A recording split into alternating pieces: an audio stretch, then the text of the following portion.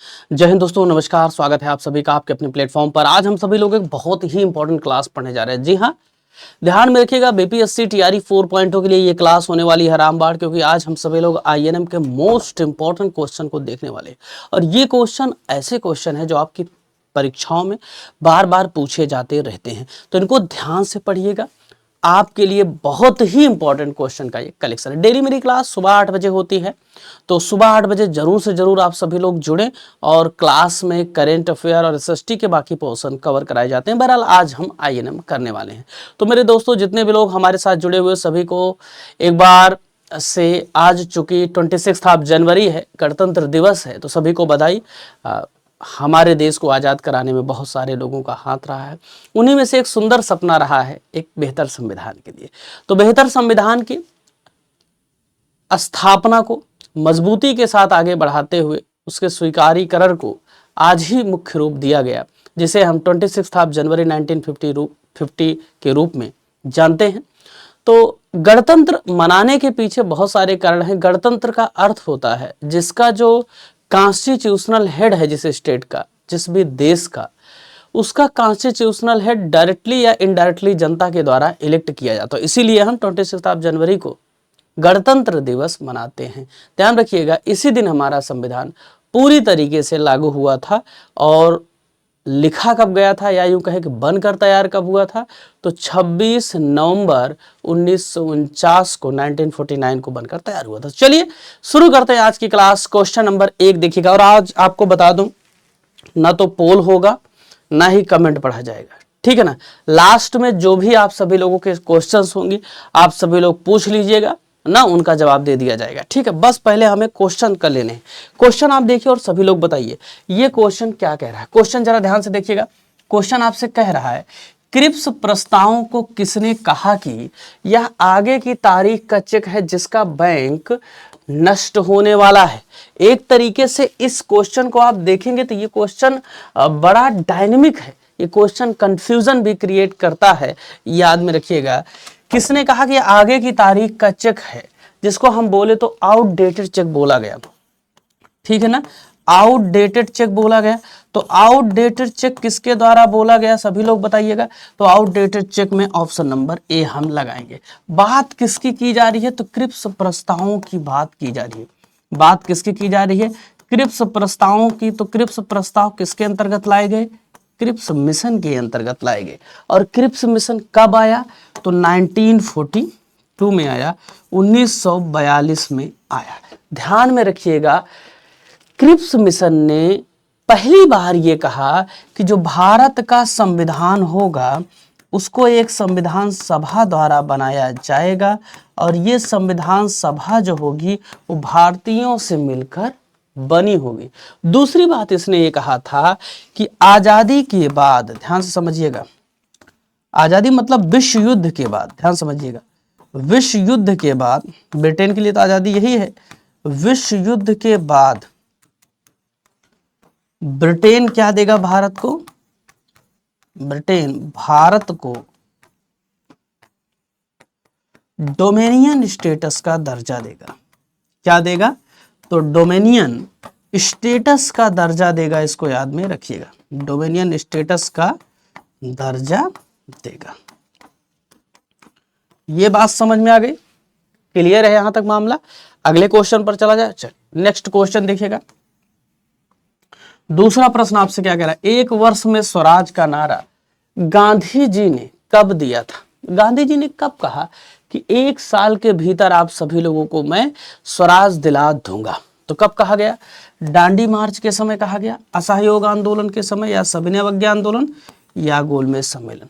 तो कब कहा गया कि 1 वर्ष के भीतर स्वराज हासिल हो जाएगा भारतीयों को। तो याद रखना है, ये असहयोग आंदोलन के समय किसके द्वारा कहा गया, तो महात्मा गांधी के द्वारा कहा गया। किसके द्वारा कहा गया, महात्मा गांधी के द्वारा कहा गया।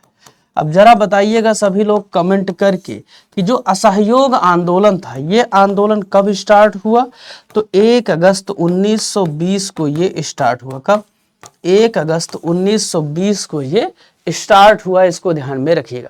दूसरी महत्वपूर्ण बात जो आपको याद में रखनी है क्या 1 वर्ष के भीतर स्वराज देने की जो गांधी जी ने बात कही थी वो पूरी हो पाई? तो पूरी नहीं हो पाई, इसको ध्यान में रखना है। दूसरा क्वेश्चन देखिए, तीसरा क्वेश्चन क्या कह रहा है? कांग्रेस की प्रारंभिक अवस्था में इसका मजदूरों की समस्या के प्रति क्या रुख था, आपको बताना है। सभी लोग बताइएगा, what was the Congress attitude towards the labour problem in initial phase.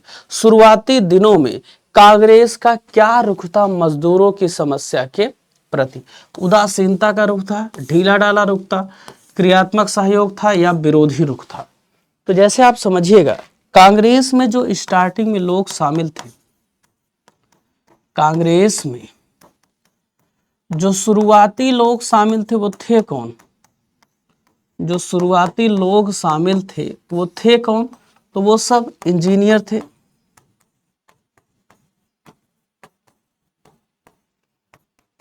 Doctor थे, वकील थे, ये सब लोग सब शामिल थे। स्टार्टिंग में ये मजदूरों की समस्याओं को जानते ही नहीं थे। धीरे धीरे करके जब मजदूर लोग इसमें शामिल होने लगे तो कांग्रेस को ये पता चला कि भाई मजदूरों की स्थिति क्या है। तो स्टार्टिंग के फेज में कांग्रेस मजदूरों के प्रति कोई बात करती ही नहीं थी, इसीलिए इसको क्या बोलेंगे? उदासीनता का रुख था। इसका मतलब ये नहीं कि मजदूरों का विरोध करती थी, ठीक है, उनके बारे में कोई बात ही नहीं करती थी, ठीक है ना, बात समझ आ रही? चलिए बताइएगा, कांग्रेस की स्थापना कब हुई? सभी लोग कमेंट करके बताओ। कांग्रेस की स्थापना कब हुई? सभी लोग कमेंट करके बताइए। कांग्रेस की स्थापना डेट सहित कमेंट करिए, ऐसे नहीं, डेट सहित कमेंट करिए। कांग्रेस की स्थापना कब हुई? 28 दिसंबर 1885। 1885 को इसकी क्या हो रही है? स्थापना हो रही है। और स्थापना हो कहाँ रही है? बंबई में, ठीक है ना। बंबई में एक स्कूल है, वहीं पर स्थापना हुई। कौन सा स्कूल, क्या नाम है? गोकुलदास तेजपाल संस्कृत विद्यालय। गोकुलदास तेजपाल संस्कृत विद्यालय। ये बात समझ में आ रही है? ठीक है। जब स्थापना हो रही है उस समय कितने लोग शामिल थे? सभी लोग बताइएगा। तो स्थापना के समय कितने लोग शामिल थे? 72। जो पहला सेशन ऑर्गेनाइज किया गया उसमें कितने लोग शामिल थे? तो 72 लोग शामिल थे, इसको ध्यान में रखिएगा, ठीक है। और अध्यक्षता किसने की? तो अध्यक्षता किसने की? पहले अध्यक्ष WC बनर्जी थे। कौन थे? तो WC बनर्जी थे, इसको भी याद में रखिएगा, व्योमेश चंद्र बनर्जी। नेक्स्ट क्वेश्चन देखिएगा, क्वेश्चन नंबर 4। चौथा क्वेश्चन क्या कह रहा है? मेरठ षड्यंत्र केस मुख्यतः किसके खिलाफ था? तो मेरठ षड्यंत्र केस 1929 ये किसके खिलाफ था? आप सभी लोगों को बताना है।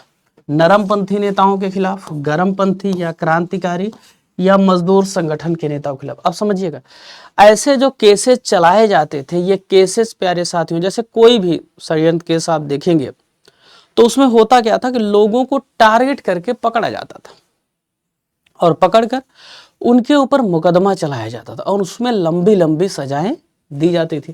जैसे मान लीजिए किसी भी व्यक्ति को एक टारगेट तरीके से इनको पकड़ा गया, ठीक है ना, पकड़ा गया। अब पकड़कर क्या करेंगे? मुकदमा चलाएंगे, ठीक है।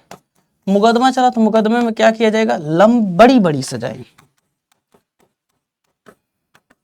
बड़ी बड़ी सजाएं दी जाती थी, ध्यान में रखिएगा। छोटी सजा नहीं, फांसी, उम्र कैद, तो ऐसी सजा दी जाती थी। इससे भारतीय क्या होते थे? डर जाते थे। तो मजदूर नेताओं के खिलाफ ये षड्यंत्र था, ध्यान में रखिएगा, उसमें उनको पकड़ के सजाएं दी गई, ठीक है ना। क्वेश्चन नंबर 5 देखिए सभी लोग।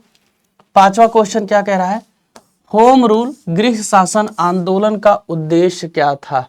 होम रूल का उद्देश्य क्या था, आपको यही बताना है। स्वशासन की मांग को लोकप्रिय बनाना, कांग्रेस के समानांतर एक दल गठित करना, भारत की स्वतंत्रता की मांग करना या कतिपय नेताओं की छवि उजागर करना। तो देखिए इस शब्द में ही लगा हुआ है होम रूल। क्या लगा हुआ है? Home rule. तो होम मतलब गृह हो गया, प्लस रूल मतलब शासन, तो घर के शासन की बात कही जा रही है। किसकी बात कही जा रही है? घर के शासन की बात कही जा रही है। इस बात को ध्यान में रखिएगा। तो कह रहे हैं कि भारत में जो शासन है वो भारतीयों के द्वारा चलाया जाएगा। ध्यान में रखिएगा, भारत में शासन भारतीयों द्वारा चलाया जाएगा। भारतीयों द्वारा चलाया जाएगा।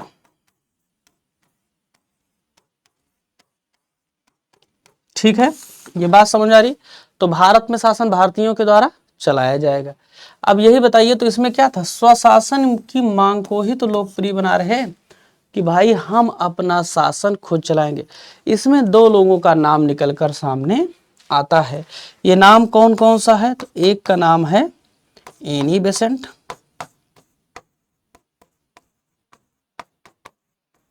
एक का नाम है बाल गंगाधर तिलक।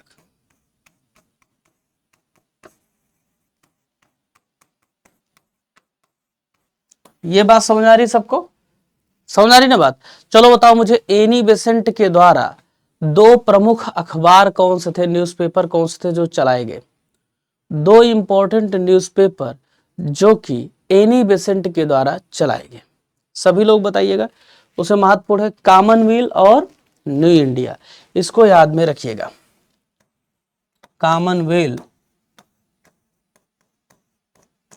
और न्यू इंडिया। ठीक है,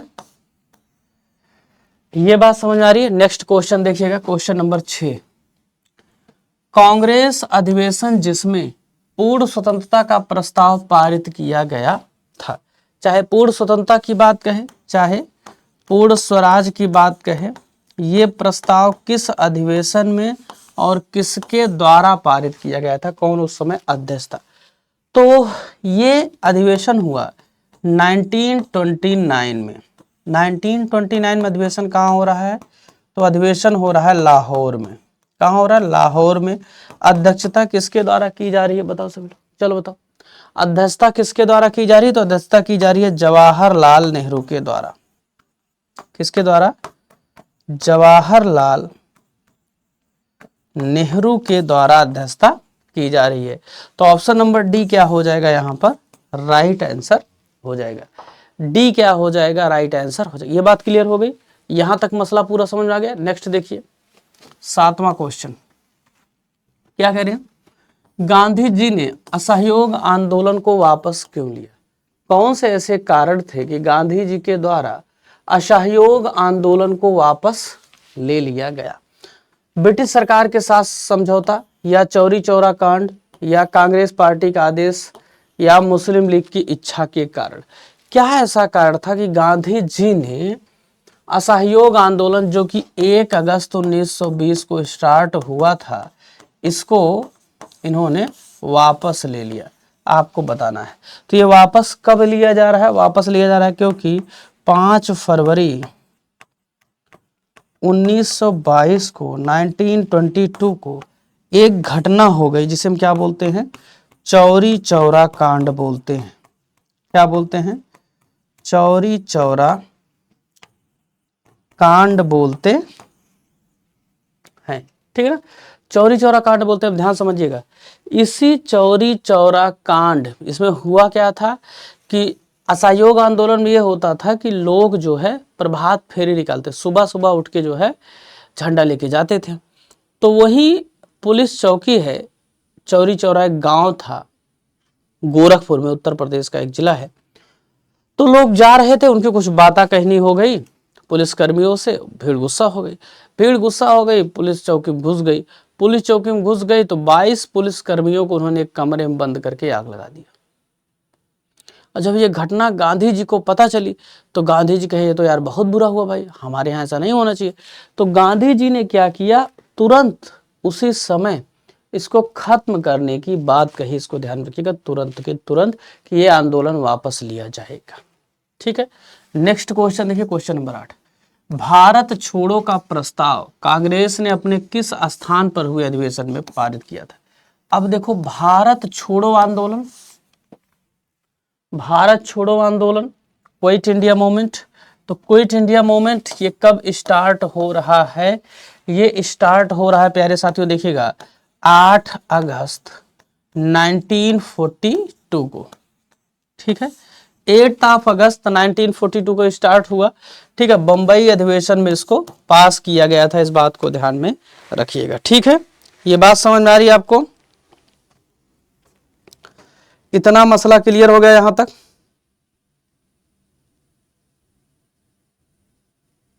ठीक है,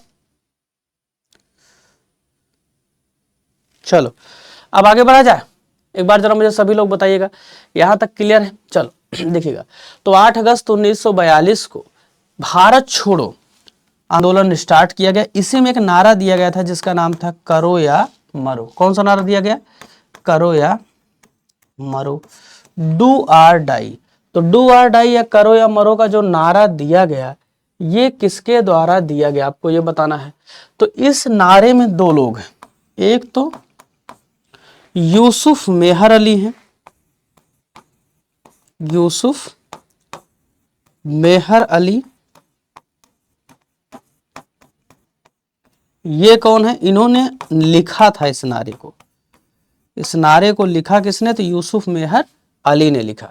अगर दूसरी बात मैं करूं, ध्यान से समझिएगा, इस नारे को लोकप्रिय किसने बनाया? लोकप्रिय किसने बनाया? तो लोकप्रिय बनाया महात्मा गांधी ने। किसने बनाया? महात्मा गांधी ने। इसको ध्यान में रखिएगा। इसीलिए जब हमसे पूछता है किसने दिया, और मान लो यूसुफ मेहर अली ऑप्शन में नहीं है, तो हम गांधी को लगा देते इसी कारण से। इसी के साथ साथ जो भारत छोड़ो ये आंदोलन है, भारत छोड़ो आंदोलन, इस नारे को भी, इस शब्द को भी यूसुफ मेहर अली के द्वारा ही लिखा गया था। यूसुफ मेहर अली। ठीक है, इसको याद में रखिएगा। ठीक है, नेक्स्ट क्वेश्चन देखिए, क्वेश्चन नंबर 9। कह रहे हैं भारतीय असंतोष का जनक निम्न में से किसे कहा जाता है?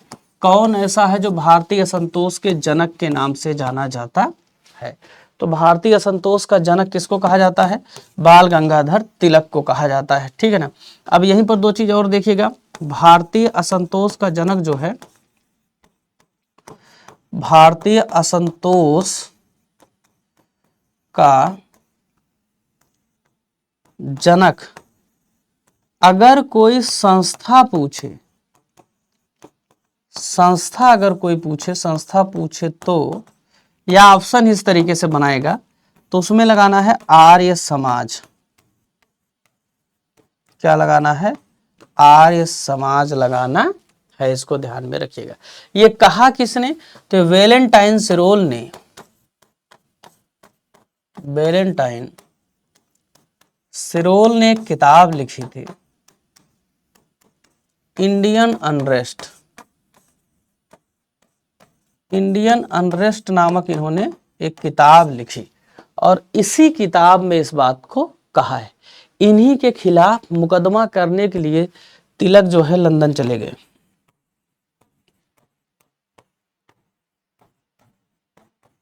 मुकदमा करने तिलक कहाँ चले गए?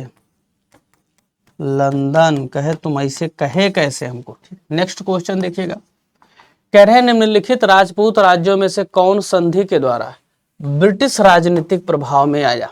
बताइएगा, करौली, बीकानेर, जयपुर या जोधपुर। कौन ऐसा है जो संधि के द्वारा ब्रिटिश प्रभाव में आ गया? देखिए, दो प्रकार की संधियां होती थी, एक तो हड़प नीति इन्होंने फॉलो की थी, एक तो हड़प नीति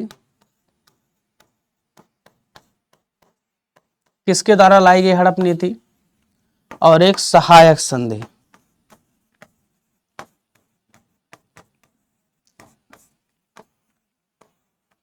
अगर हम हड़प नीति की बात करें तो डलहौजी के द्वारा लाई गई, और अगर सहायक संधि की बात करें तो बेले जली के द्वारा लाई गई। ठीक है, इसको याद में रखिएगा। तो ऑप्शन क्या हो जाएगा? Option number A. Next question देखिए, क्वेश्चन नंबर 11 क्या कह रहा है? निम्न राजपूत राजाओं में से किसको, ध्यान से देखिए, कौन ऐसा है जिसे चीन के साथ युद्ध में अपनी ऊंट की टुकड़ी के साथ सक्रिय भाग लेने के लिए चीन का पदक दिया गया था।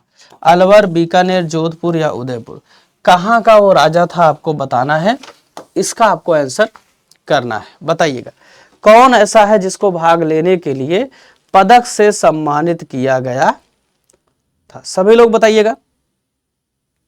ठीक है, सही है लगभग लगभग। ठीक है, कौन था, तो बीकानेर के महाराजा गंगा सिंह थे, इसको याद रखिएगा। ये सब क्वेश्चन ऐसे हैं जो आपसे लगभग लगभग बार गलत होंगे अगर पूछा जाएगा तो। नेक्स्ट क्वेश्चन देखिए, कह रहे हैं किसने रूढ़िवादी हिंदू भावना का लाभ उठाकर शिवाजी एवं गणेश उत्सवों को प्रमोट किया। कौन ऐसा है जिसने हिंदूवादी भावनाओं का लाभ उठाकर ऐसे उत्सवों को प्रमोट किया, तो ये कौन थे, बाल गंगाधर तिलक थे। इन्होंने ही शिवाजी एवं गणेश उत्सवों की इस तरीके से शुरुआत करी और उसमें मुख्य रूप से अंग्रेजों के खिलाफ लोगों क्या करते थे, ये भड़काते थे। तिलक के द्वारा 2 समाचार पत्र चला जा रहे थे, एक का नाम था कौन सा, केसरी, और दूसरे का नाम क्या था, मराठा। 2 इनके प्रमुख न्यूज पेपर थे, इसको याद में रखिएगा। केसरी किस भाषा में था, तो केसरी मराठी भाषा में था, और मराठा किस भाषा में था, तो मराठा अंग्रेजी भाषा में था। अब एक बार सभी लोग कमेंट करके बताओ, आ रहा है क्लियर, समझ में आ रही चीजें। ठीक है, बहुत अच्छी बात है। देखिए लगातार पढ़ते रहना है, कोई डाउट रहे तो लास्ट में अभी हम लोग पूछेंगे एक साथ। ठीक, क्वेश्चन नंबर 13 देखिएगा। 13वां क्वेश्चन क्या कह रहा है, निम्न में से कौन स्वराज पार्टी के नेता थे। स्वराज पार्टी के नेता कौन थे, आप सभी लोगों को बताना है। चित्तरंजन दास एवं बाल गंगाधर तिलक, मोतीलाल नेहरू एवं जवाहरलाल नेहरू, चित्तरंजन दास एवं मोतीलाल नेहरू, या तिलक और जवाहरलाल नेहरू। तो स्वराज पार्टी की अगर बात करें तो स्वराज पार्टी का गठन कब हो रहा है, स्वराज पार्टी का गठन हो रहा है 1923 में। ये गठन कहाँ हो रहा है, इलाहाबाद में ये गठन हो रहा है। ठीक है, इलाहाबाद को ही अब हम किस नाम जानते हैं, प्रयागराज नाम से जानते हैं।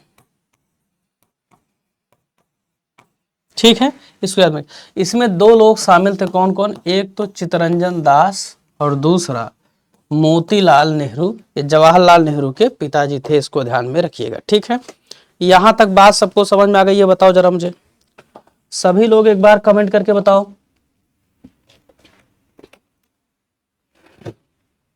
यहां तक बात समझ में आ गई, क्लियर। चलो ठीक है, अगले क्वेश्चन पर चलते हैं। क्वेश्चन देखिए, क्वेश्चन नंबर 14, 14वां क्वेश्चन देखिए और सभी लोग आंसर करिएगा। क्वेश्चन क्या कह रहा है जरा बताइए। क्वेश्चन कह रहा है निम्न घटनाओं को आपको व्यवस्थित करना है, अमृतसर घटनाक्रम, चौरी चौरा कांड, या चंपारण, या मोपला विद्रोह। अमृतसर घटना का मतलब है जलियांवाला बाग, आपसे पूछा जा रहा है, क्या पूछा जा रहा है, जलियांवाला बाग पूछा जा रहा है। ठीक ना, जलियांवाला बाग पूछा जा रहा है। तो जलियांवाला बाग हत्याकांड कब हो रहा है, 1919 में हो रहा है। उससे पहले चंपारण का हो रहा है मामला कि नहीं, चंपारण का हो रहा है। चंपारण के बाद ये हो रहा है, चौरी चौरा कांड उसके बाद हो रहा है। ठीक है, अगर मैं सबका सन लिख दूं तो 1917 चंपारण हो गया, 1922 ये हो गया, और 1919 ये हो गया, 1921 ये हो गया। ठीक है ना, अब इसी के आधार पे आप मिला लीजिए और आप सेट कर लीजिए। सबसे पहले कौन हुआ, सबसे पहले हुआ सी, तो सी क्या हो जाएगा नंबर 1 पे, सी के बाद ए हुआ, ए के बाद क्या होगा, तो ए के बाद हो जाएगा डी। ठीक है, ऑप्शन नंबर सी क्या हो जाएगा, राइट आंसर। नेक्स्ट क्वेश्चन देखिएगा, क्वेश्चन नंबर 15, 28 अप्रैल 1916 को स्थापित इंडियन होम रूल लीग के पहले अध्यक्ष कौन थे। 28 अप्रैल 1916 को इंडियन होम रूल लीग स्थापित की जा रही है, इसके पहले अध्यक्ष कौन थे, एनी बेसेंट, जोसेफ बैप्टिस्टा, तिलक, या एनसी केलकर। तो पहले अध्यक्ष कौन थे आपसे पूछा जा रहा है, सभी लोग बताइए। तो जोसेफ बैप्टिस्टा इसके पहले अध्यक्ष। एक चीज याद में रखिएगा, होम रूल लीग का आइडिया सबसे पहले किसके मन में आया था? होम रूल लीग का आइडिया सबसे पहले किसके मन में आया था? तो आइडिया आया था एनी बेसेंट के मन में। किसके मन में?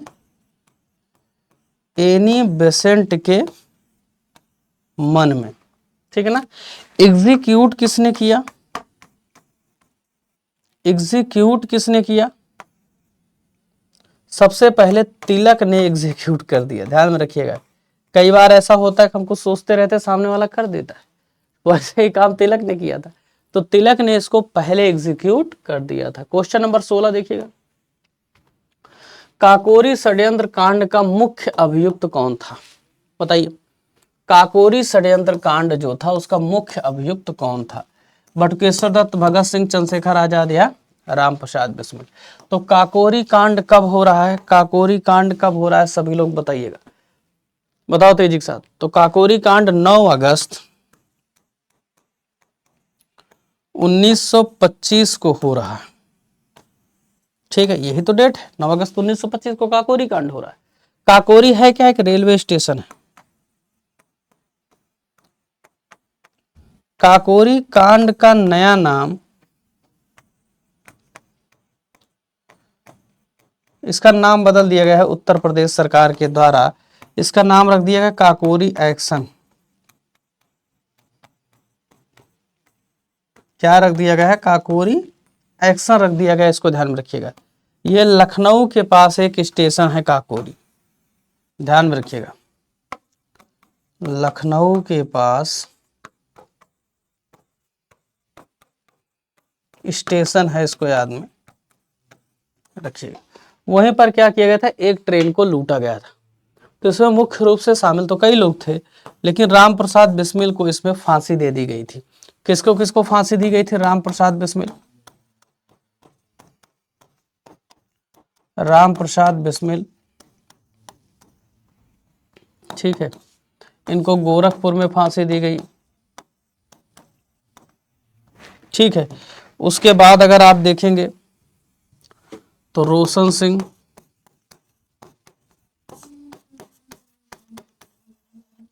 इनको कहां पे फांसी दी गई? इलाहाबाद में, आज के प्रयागराज में, ठीक है।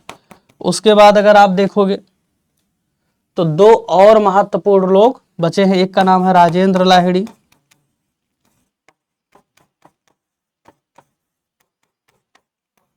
गोंडा,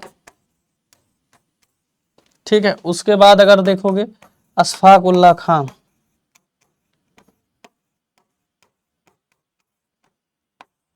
इनको कहां दिया गया था? फैजाबाद में। तो कई बार आपसे फांसी किसको कहां दी गई ये भी पूछा था, ये आपके जुबान पर होना चाहिए। नेक्स्ट देखिए और सभी लोग बताइएगा नेक्स्ट क्या कह रहे हैं, जरा इनको देखिए क्वेश्चन में क्या कह रहे हैं। गदर पार्टी की स्थापना कहां हुई थी? अफगानिस्तान में, बर्मा में, इंग्लैंड में या संयुक्त राज्य अमेरिका में? तो गदर पार्टी की स्थापना जिस शहर में हुई थी उस शहर का नाम क्या है? उस शहर का नाम है सैन फ्रांसिस्को। क्या नाम है?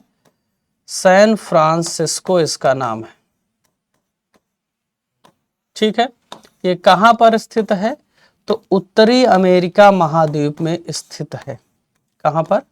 उत्तरी अमेरिका महाद्वीप में। अगर देश हमसे पूछेगा तो देश की अगर बात करेंगे तो यूएसए में, यूनाइटेड स्टेट ऑफ अमेरिका में स्थित है, संयुक्त राज्य अमेरिका में, ठीक है। तो ऑप्शन नंबर डी क्या हो जाएगा यहाँ पर राइट आंसर। अब अगर मैं बात करूं गदर पार्टी का स्थापना कब हो रही है, बताइए, गदर पार्टी की स्थापना कब हो रही है?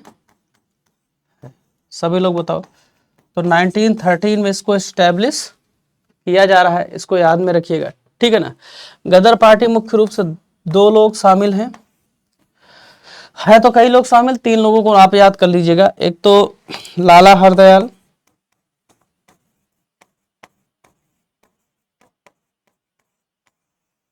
एक है सोहन सिंह भाखना,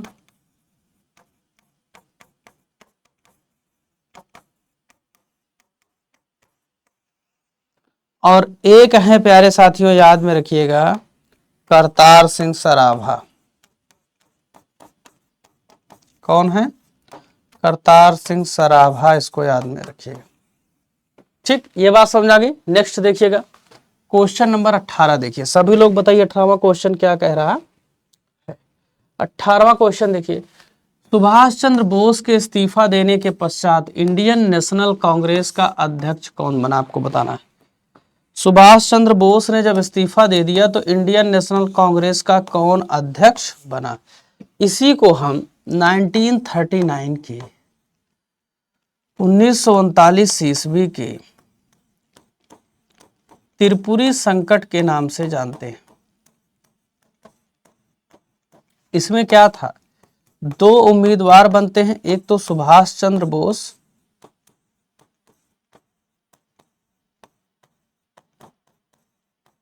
दूसरा पट्टाभ सीतारमैया।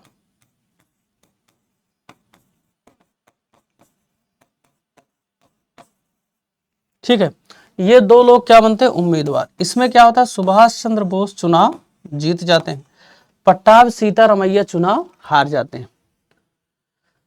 तो ठीक है, सुभाष चंद्र बोस को विजेता घोषित किया गया। गांधी जी ने संदेशा भिजवाया कि आप CWC कांग्रेस वर्किंग कमेटी के अनुसार काम करिए। सुभाष चंद्र बोस ने कहा हम जीते अपने अनुसार काम करेंगे, CWC के अनुसार काम करेंगे। ठीक है, सुभाष चंद्र नहीं मानते हैं, सुभाष चंद्र बोस पर दबाव बनाया गया। सुभाष चंद्र बोस ने क्या कर दिया? रिजाइन दे दिया, इस्तीफा दे दिया। ठीक है ना, तो सुभाष चंद्र बोस ने इस्तीफा दे दिया।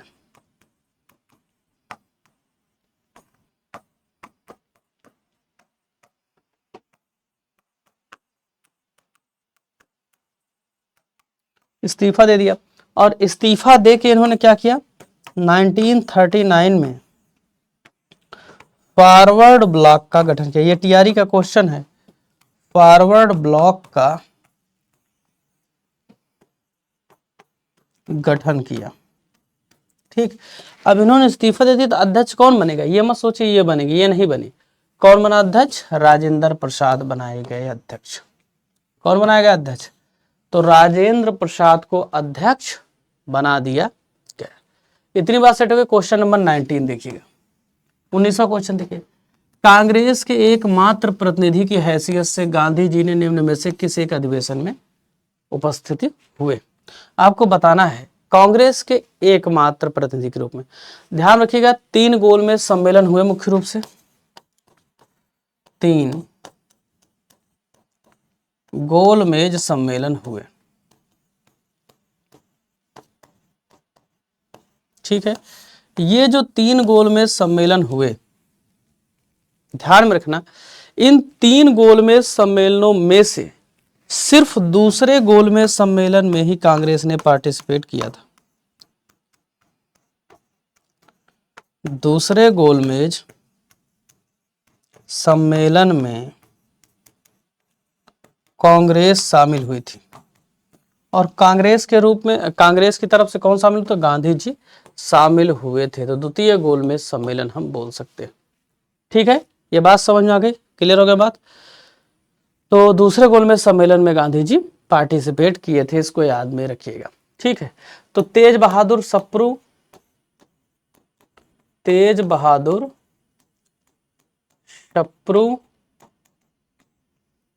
प्लस, एक तो तेज बहादुर सप्रू हो गए, दूसरी महत्वपूर्ण बात भीमराव अंबेडकर। ये 2 ऐसे लोग हैं, हालांकि थे तो और लोग, जिन्होंने तीनों गोलमेज सम्मेलन में पार्टिसिपेट किया। तीनों गोलमेज सम्मेलन में भागीदार होने वाले ये 2 नेता प्रमुख हैं। समझ रहे हो नहीं समझ रहे? नेक्स्ट क्वेश्चन देखिए, 20वां क्वेश्चन क्या कह रहा है, जनवरी-फरवरी 1937 ईस्वी में के चुनाव में कांग्रेस पार्टी ने निम्न को छोड़कर सभी क्षेत्रों में बहुमत। अब देखिए आप पढ़े हैं सब क्वेश्चन, में थोड़ा थोड़ा करके करवाता रहता हूं। अब ये सब क्वेश्चन आपकी जुबान पर होंगे, बस एक बार रिवाइज कर लेना, रिकॉल कर लेना। समझ रहे नहीं समझ रहे? हाँ, तो टारगेट यही रहेगा कि 60 क्वेश्चन के राउंड तो करवा ही दिया जाए। निम्न को छोड़कर सभी क्षेत्रों में बहुमत प्राप्त किया। कहां पर? बंगाल, असम, या पंजाब सिंध या किसको छोड़कर बहुमत प्राप्त किया। तो बंगाल में भी बहुमत नहीं मिला, असम में भी बहुमत मिले, पंजाब में भी नहीं मिला और सिंध में भी नहीं मिला।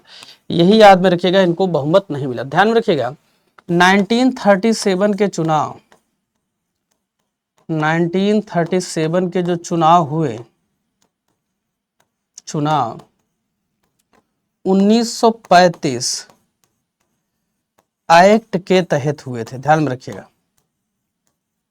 1935 एक्ट के तहत ये चुनाव हुए थे, इसको याद में रखिएगा। नेक्स्ट देखिएगा 21वां क्वेश्चन, किसने यह घोषणा की थी कि वे ब्रिटिश साम्राज्य के समापन की अध्यक्षता करने के लिए सम्राट के प्रतिनिधि नहीं बने। कौन ऐसा कहा था कि वे ब्रिटिश साम्राज्य की समाप्ति करने के लिए ब्रिटेन के प्रधानमंत्री नहीं बने? ये किसके द्वारा कहा गया? बाल्डविन के द्वारा, चैम्बरलिन के द्वारा, चर्चिल के द्वारा या इटली के द्वारा? असल में क्या कहा जा रहा था कि जो जैसे अटलांटिक घोषणा जारी हुई तो ये कहा गया कि जो अटलांटिक महासागर से लगे हुए हमारे कॉलोनी हैं, उपनिवेश हैं, उनको आज़ाद किया जाएगा। तो कहे भारत पर लेकिन लागू नहीं होगा। कहे भारत पे काहे लागू नहीं होगा, भारत भी आज़ाद होगा। कह नहीं तुम्हारे पर लागू नहीं होगा। तो भारत वाले बोले भैया हमको, और बाकी लोग भी सपोर्ट करने लगे, नहीं भारत को भी आज़ाद किया जाए, क्योंकि भारत का सपोर्ट जरूरी है सेकंड वर्ल्ड वार में। ये कह रहे हैं भैया हम नाश करने के लिए थोड़ी बने हैं कि हम पूरा जितना हमारे अंतर्गत सब बनाए हैं गुलाम सबको छोड़ दे। नेक्स्ट क्वेश्चन देखिएगा 22वां, हरिजन सेवक संघ या समाज की स्थापना किसके द्वारा की गई? अंबेडकर, जगजीवन राम, गांधी या BR सिंधे? तो ध्यान में रखिएगा हरिजन शब्द ही चर्चा में रहता है। हरिजन शब्द अगर आप देखोगे किसके संदर्भ में प्रयोग होता है? तो दलितों के संदर्भ में प्रयोग होता है। दलितों के संदर्भ में प्रयोग होता है। दूसरी महत्वपूर्ण बात ध्यान में रखिएगा, हरिजन शब्द ठक्कर बापा के द्वारा दिया गया। किसके द्वारा? ठक्कर बापा के द्वारा दिया गया। हरिजन समाचार पत्र गांधी के द्वारा शुरू किया गया। तो हरिजन, हरिधन जन, हरि मतलब क्या होता? भगवान। जन मतलब क्या होता? लोग। तो इसका अर्थ क्या हो गया? भगवान के लोग। क्योंकि दलितों के साथ बहुत अत्याचार होता था, उनका शोषण होता था, तो ये कहा गया आप अपने आप को छोटा या ऐसा क्यों महसूस करते हैं? आप क्या हैं? भगवान के जन हैं। हरि के क्या हैं? जन हैं। इसको याद में रखिएगा। ठीक है, तो राइट आंसर क्या हो जाएगा? मोहनदास करमचंद गांधी। ठीक है, नेक्स्ट क्वेश्चन देखिए, कह रहे हैं 23 अक्टूबर 1940 ईस्वी में चलाए गए व्यक्तिगत सत्याग्रह आंदोलन में सत्याग्रह करने के लिए किसे पहला नेता चुना गया था? किसे पहला नेता बनाया गया? पहला सत्याग्रही बनाया गया? जवाहरलाल नेहरू, महात्मा गांधी, आचार्य कृपलानी या विनोबा भावे? तो इसी को क्या बोलते हैं कि व्यक्तिगत सत्याग्रह में, व्यक्तिगत सत्याग्रह के समय प्रथम सत्याग्रही कौन थे? प्रथम सत्याग्रही कौन थे? तो पहले सत्याग्रही कौन थे? विनोबा भावे। कौन थे? विनोबा भावे। ठीक है, ऑप्शन नंबर डी क्या हो जाएगा? राइट आंसर हो जाएगा। ऑप्शन नंबर डी क्या हो जाएगा? राइट आंसर हो जाएगा। इसको याद में रखिएगा। ठीक है, नेक्स्ट क्वेश्चन देखिए, क्वेश्चन नंबर 24, निम्न में से किस अवधि में भारतीय महाद्वीप के फ्रांसीसी क्षेत्रों के भारतीय सत्ता में हस्तांतरण की प्रक्रिया शुरू हुई? कौन सी अवधि ऐसी है जो फ्रांसीसी क्षेत्र भारतीय क्षेत्र के अंतर्गत आ चुके थे, उनको ट्रांसफर किया गया फ्रांसीसियों के द्वारा? सभी लोग बताइए। 1740 से 1750। कब ऐसा किया गया? अब सभी लोग बताइएगा। देखिए, जैसे आप जानते हैं पुदुचेरी वाला इलाका हो गया और बाकी इलाके हो गए, तो ये सब क्या थे, अलग अलग लोगों के कब्जे में थे, है कि नहीं है। कुछ फ्रेंच वाले कब्जा किए हैं, कुछ ब्रिटिशर्स कब्जा किए हैं, तो सबको क्या किया गया, मुक्त करवाया गया। नेक्स्ट क्वेश्चन देखिए, 50 से 54 हो गया। भारत के स्वतंत्र होने के पश्चात उसका पहला गवर्नर जनरल कौन था। भारत की आजादी के बाद उसका तो 15 अगस्त 1947 को भारत को मिल रही है आजादी। 1947 को क्या मिल रही है, भारत को आजादी मिल रही है। इस आजादी के परिप्रेक्ष्य में अगर हम बात करें तो पहले गवर्नर जनरल, ये पूछा रहा प्रथम गवर्नर जनरल कौन थे, माउंटबेटन, बेवेल, बीपी मेनन या सी राजगोपालाचारी। तो पहला सिर्फ पूछ रहा है, पहला पूछ रहा तो क्या मारेंगे, लॉर्ड माउंटबेटन मारेंगे। अगर प्रथम भारतीय पूछता तो हम सी राजगोपालाचारी लगाते। प्रथम भारतीय पूछ ले या स्वतंत्रता के बाद अंतिम बाद आखिरी गवर्नर जनरल, तब भी यही उत्तर होता। बात क्लियर हो गई, ठीक है। नेक्स्ट क्वेश्चन देखिए, क्वेश्चन नंबर 26 क्या कह रहे हैं, जलियांवाला बाग हत्याकांड के लिए निम्न में से कौन उत्तरदायी था। जलियांवाला बाग हत्याकांड की स्टोरी क्या है भैया, जलियांवाला बाग हत्याकांड, इसकी स्टोरी क्या है। तो इसकी स्टोरी यह है कि एक रॉलेट एक्ट आया, क्या आया, रॉलेट एक्ट आया 1919 में क्रांतिकारी गतिविधियों पर अंकुश लगाने के लिए। चूंकि क्रांतिकारी जो रिवोल्यूशनरीज एक्टिविटीज थी वो बहुत ज्यादा हो रही थी, तो कहा गया इस पर रोक लगाई जाए। अब इस पर रोक लगाने के लिए उन्होंने क्या किया कि रॉलेट एक्ट लाए, जिसमें जो भी व्यक्ति ऐसा कुछ कांग्रेस सरकार के खिलाफ अपोनेंट में बोलता था, अपोजिट बोलता था, उल्टा बोलता था, उसको उठा के जेल में डाल दिया जाता था और 2 साल के लिए कोई अपील दलील वकील नहीं मिलता था। ठीक है, तो इसी के खिलाफ 6 अप्रैल 1919 को कहे कि हम हड़ताल करेंगे, या जिसको कह सकते हैं विरोध प्रदर्शन करेंगे।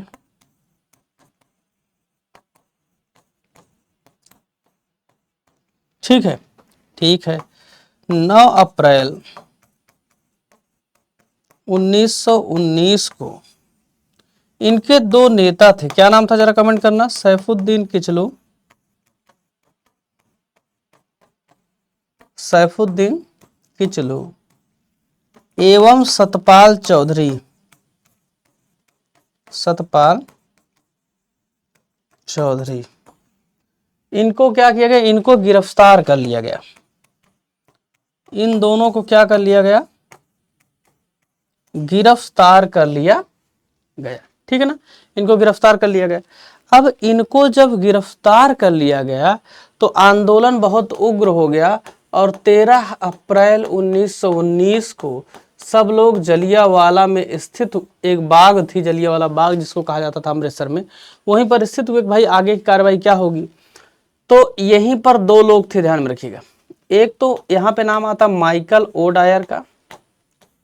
आज के तौर पे अगर मैं देखूं तो माइकल ओ डायर को आप बोल सकते हो कि डीजीपी है, कि पूरे जिले, पूरे जो है राज्य की सुरक्षा व्यवस्था पुलिस को इसी को देखना है। ठीक है ना। उसके बाद एक था जनरल डायर, इसको आप मान लीजिए एसपी है ये। ठीक है, ये क्या है, एसपी है, ध्यान में रखिएगा। तो जनरल डायर ये क्या था, जलियांवाला बाग में पहुंचता है और गोली चलाने का आदेश देता सिपाहियों को। तब तक गोली चलाई जाती जब तक गोली खत्म नहीं हो जाती। बहुत सारे लोग इसमें शहीद हो जाते हैं, मारे जाते हैं। तो बहुत दुखद घटना थी, इसको याद में रखिएगा। तो इसके लिए कौन उत्तरदायी था, जनरल डायर उत्तरदायी था। ठीक है, नेक्स्ट क्वेश्चन लीजिएगा, क्वेश्चन नंबर 27। मुस्लिम लीग का संस्थापक कौन था, बताइएगा। मुस्लिम लीग का कौन संस्थापक है? लियाकत अली है, नवाब सलीमुल्लाह है, शौकत अली है या जनरल डायर है? तो मुस्लिम लीग मुसलमानों के लिए गठित क्यों हुई थी? ये गठित इसलिए हुई थी मुसलमानों के राजनीतिक अधिकारों के लिए। मुसलमानों के राजनैतिक अधिकारों के लिए।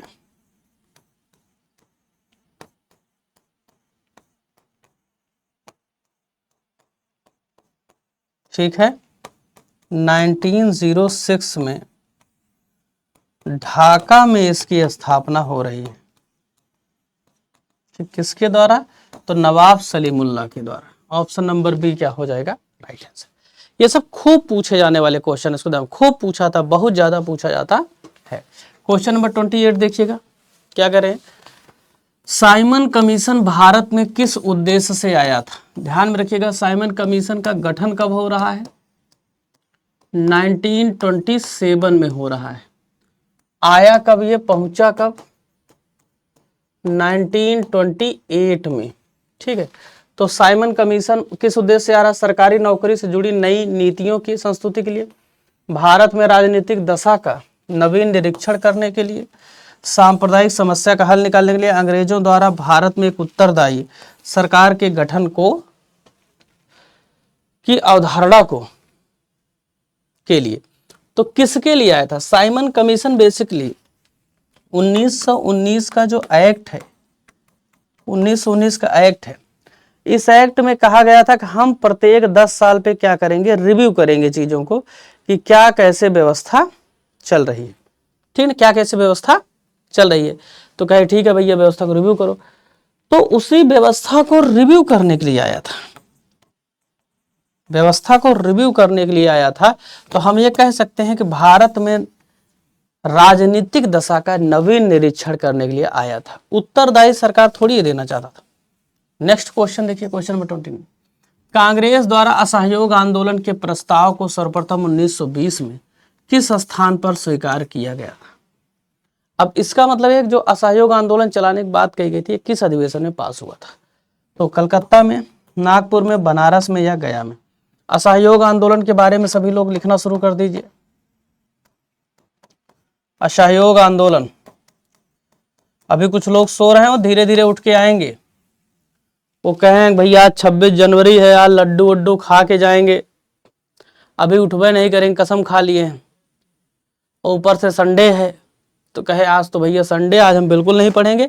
ऐसा लग रहा है कि इन्होंने सैटरडे को बहुत ज़्यादा पढ़ाई की हो, बिहार स्पेशल वाली क्लास इन्होंने बहुत मेहनत से ले ली हो। ठीक है, बिहार स्पेशल का PDF सेव कर लेना और पढ़ना 4 बार। अभी ऐसी कई सारी क्लासेज आपको मिलेंगी जिससे आपका रिवीजन तेजी के साथ हो जाए ना, नहीं तो बोरा बन के बैठे रह जाओगे, फिर हमको ना कहना फिर कि सर याद नहीं करवाए।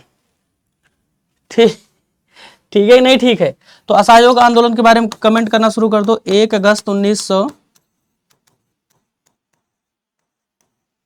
स्टार्ट हो रहा है। जिस दिन स्टार्ट हो रहा है उसी दिन तिलक की मृत्यु हो रही है। इसको ध्यान में रखिएगा। जिन्ना ने विरोध किया था।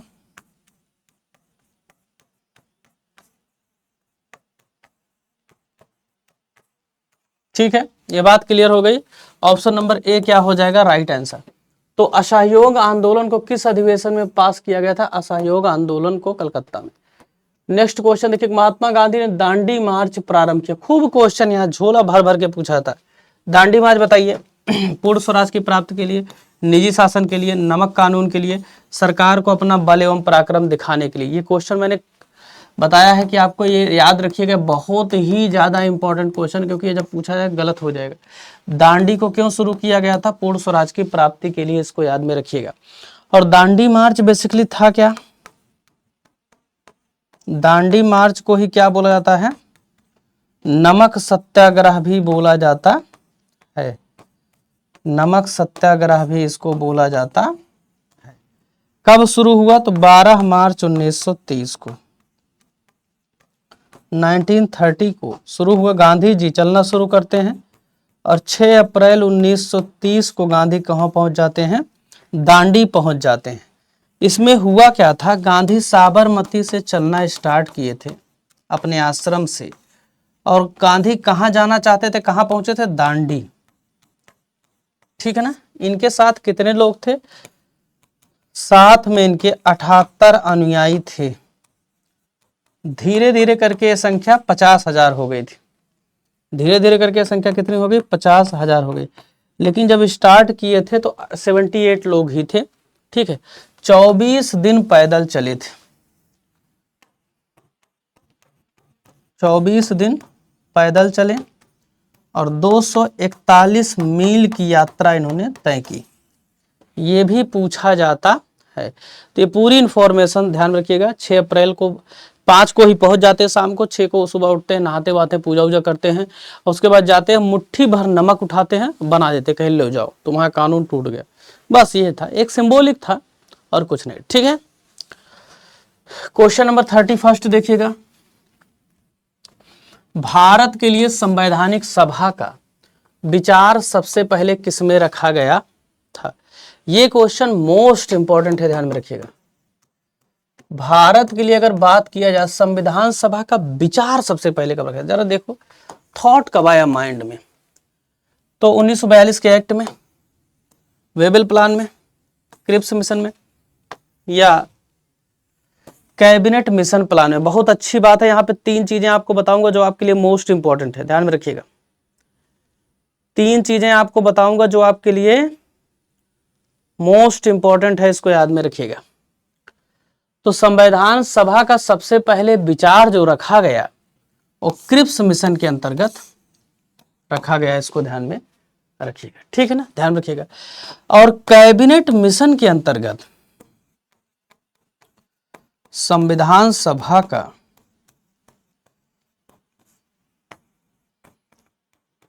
गठन हुआ, इसको ध्यान में रखिएगा। संविधान सभा का गठन इसके अंतर्गत हुआ। ठीक है। नेक्स्ट क्वेश्चन देखिए।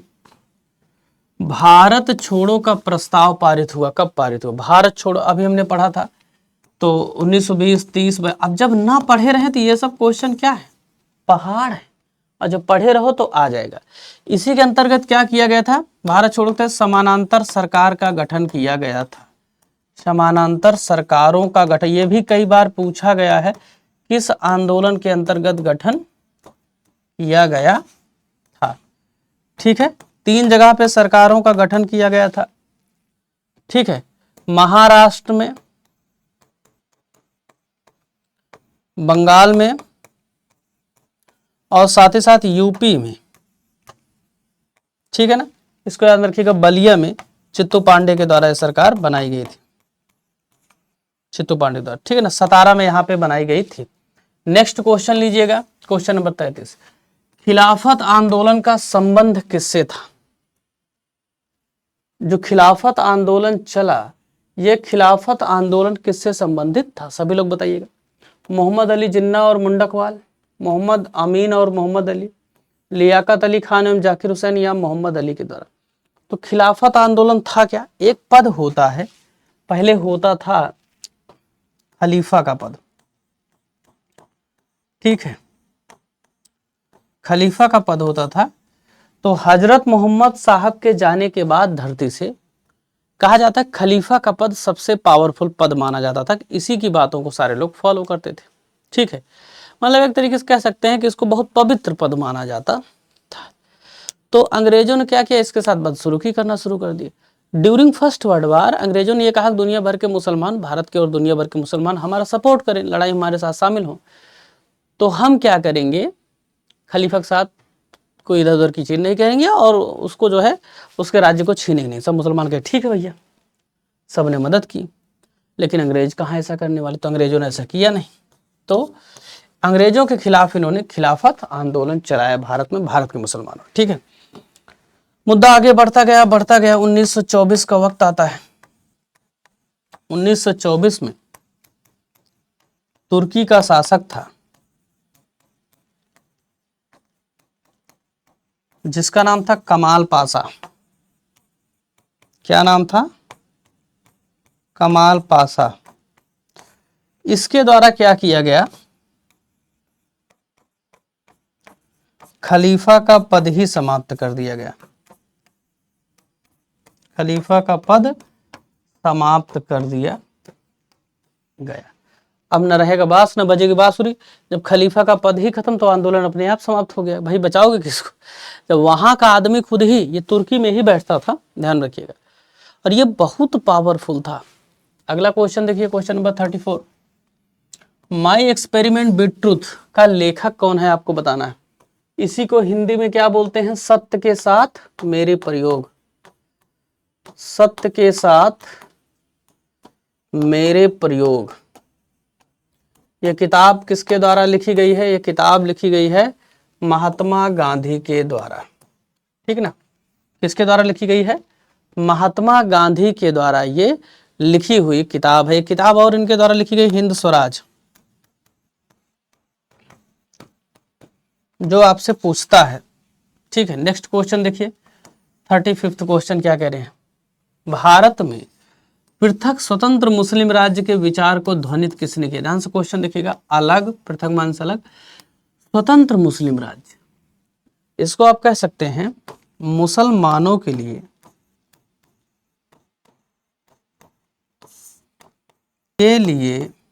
अलग देश की मांग।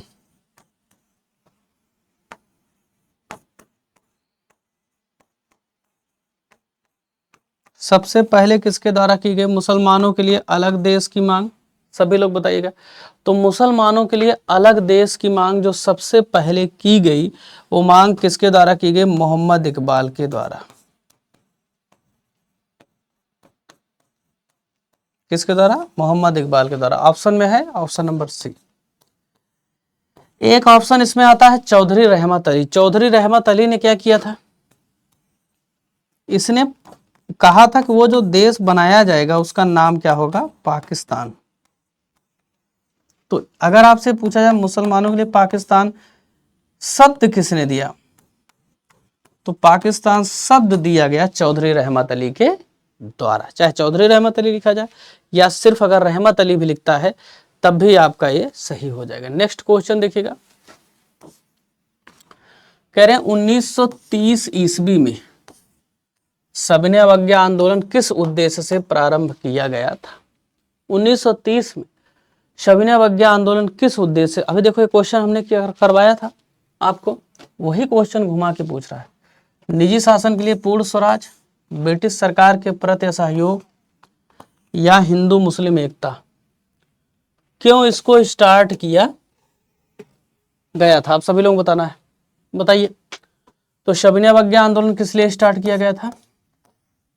सॉरी, क्या निजी शासन के लिए शुरू किया गया था? नहीं। किसके लिए शुरू किया गया था? पूर्ण स्वराज के लिए शुरू किया गया था। पूर्ण स्वराज के लिए शुरू किया गया था। हाँ,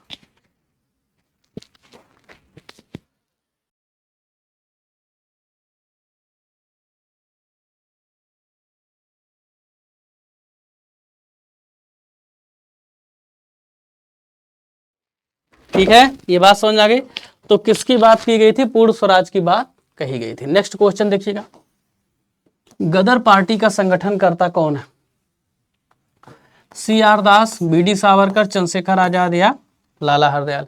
तो अभी हमने बात की थी गदर पार्टी पर। गदर पार्टी की स्थापना किसके द्वारा की गई? तो 1913 में इस पार्टी को गठित किया जा रहा है, और ये पार्टी किसके द्वारा गठित की जा रही है? लाला हरदयाल, सोहन सिंह भाखना,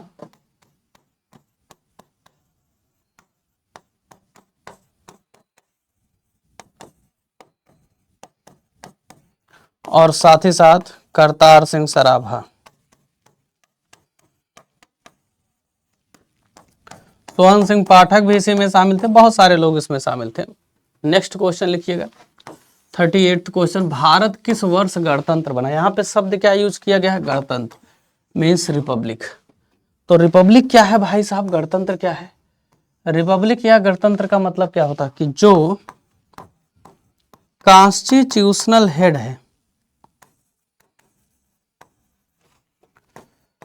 कॉन्स्टिट्यूशनल हेड है वो क्या हो, पब्लिक के द्वारा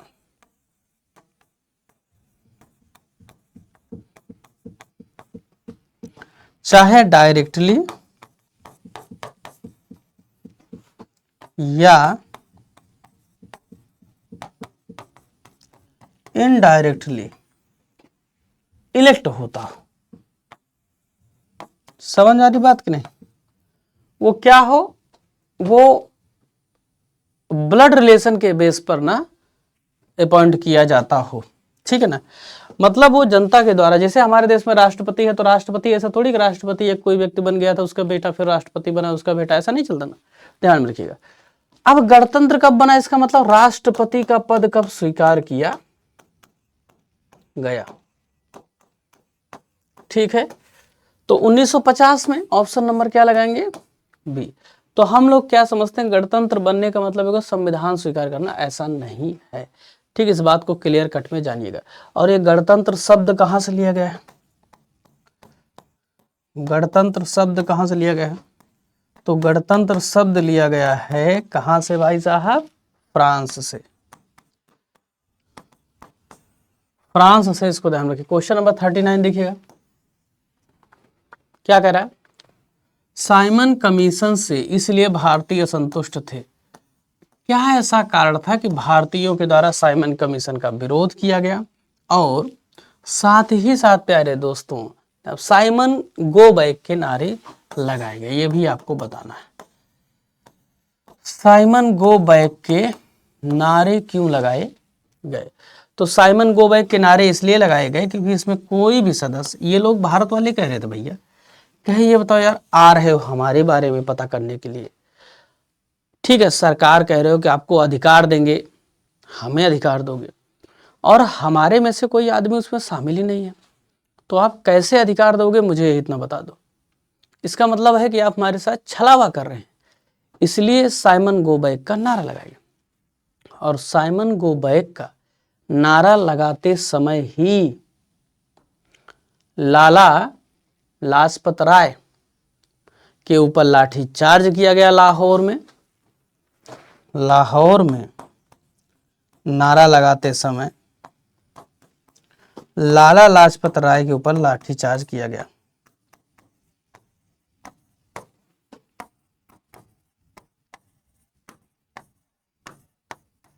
लाठी चार्ज किया गया जिससे इनकी मृत्यु हो जाती है,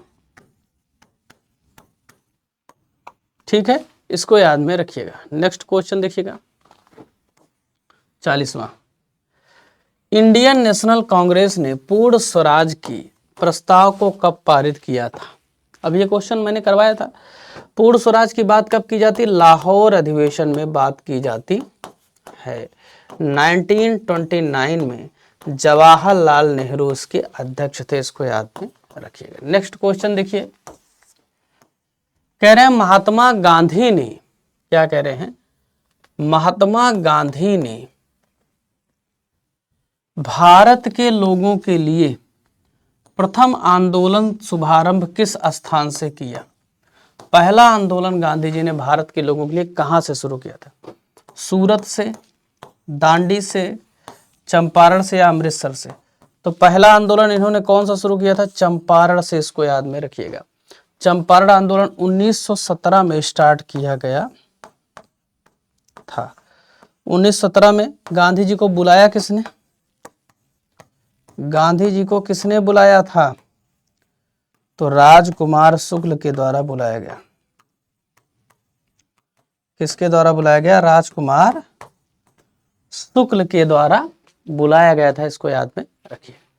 नेक्स्ट क्वेश्चन देखिए, स्वदेशी आंदोलन का उद्देश्य क्या था। दो आंदोलन हमारे यहाँ बहुत फेमस रहे हैं, एक तो स्वदेशी, दूसरा बहिष्कार। स्वदेशी और बहिष्कार आंदोलन, ये दोनों आंदोलन कब चलाए गए थे, स्वदेशी और बहिष्कार आंदोलन,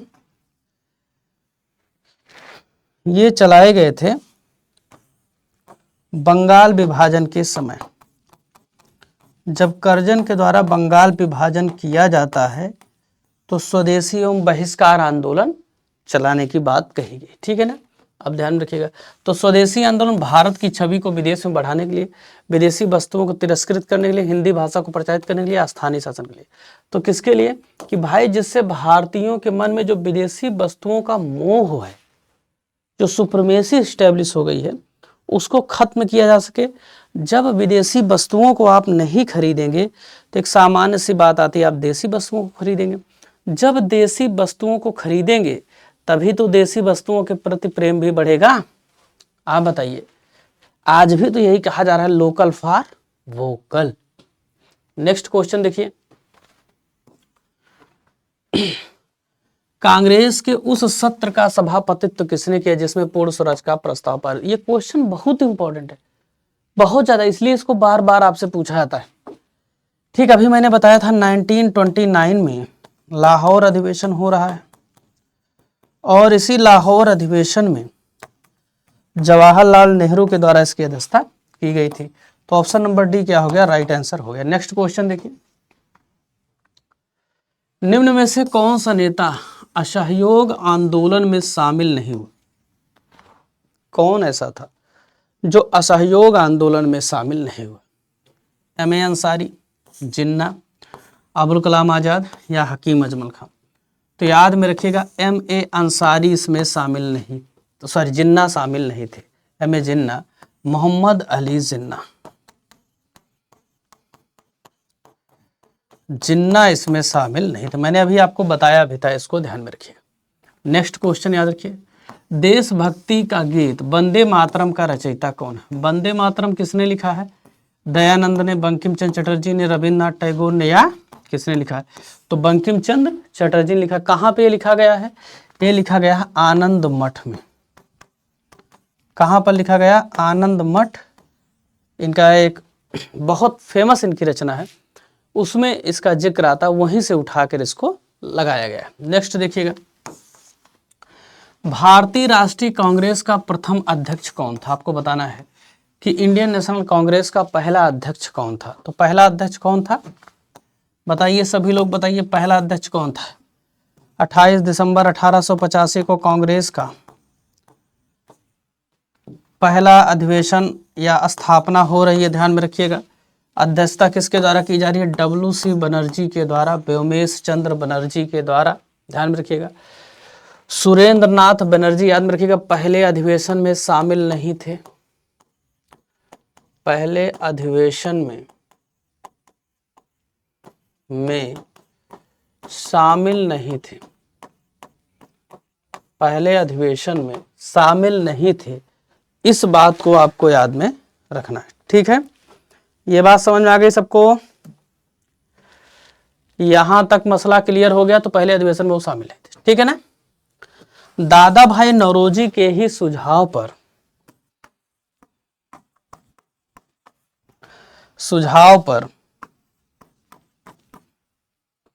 ठीक है ना, आईएनयू था पहले, आईएनयू का नाम आईएनसी किया गया, इंडियन नेशनल यूनियन रखा गया था, भारतीय राष्ट्रीय संघ रखा गया था।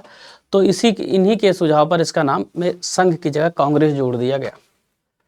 47 देखिएगा, स्वतंत्रता मेरा जन्मसिद्ध अधिकार है और मैं इसे लेकर रहूंगा, यह किसने कहा।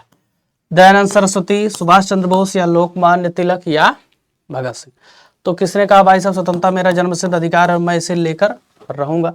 सभी लोग बताइए फटाफट कमेंट करके। एक मिनट जरा बताइएगा, वीडियो सबको प्रॉपर तरीके से दिखाई सुनाई दे रहा है। एक मिनट में आ गया।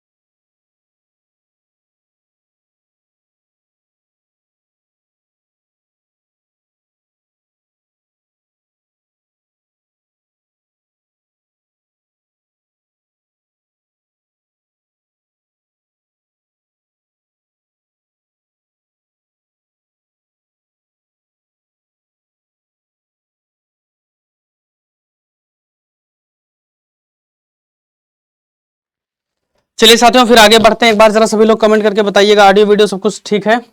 क्वेश्चन देखते हैं। क्वेश्चन नंबर 48 जरा देखिएगा क्या कह रहा है। गांधी ने भारतीय राष्ट्रीय कांग्रेस के किस अधिवेशन की अध्यक्षता की थी? गांधी ने एकमात्र अधिवेशन था जिसकी अध्यक्षता की थी, वो क्या है? बेलगांव अधिवेशन। बेलगांव अधिवेशन की अध्यक्षता गांधी ने की थी। और बेलगांव कहाँ स्थित है, यह भी पूछा गया, कर्नाटक में। ठीक है, कहीं दिया गया है बेलगांव अधिवेशन 1924 में हुआ था, इसकी अध्यक्षता। एकमात्र ऐसा अधिवेशन है जिसकी इन्होंने अध्यक्षता की थी। बात क्लियर हो रही है सबको? नेक्स्ट क्वेश्चन देखिए 49th क्वेश्चन आपसे क्या कह रहा है, जरा ध्यान से देखिएगा। कह रहा है गांधी जी ने अपनी आत्मकथा मूलतः किस भाषा में लिखी है? अंग्रेजी में,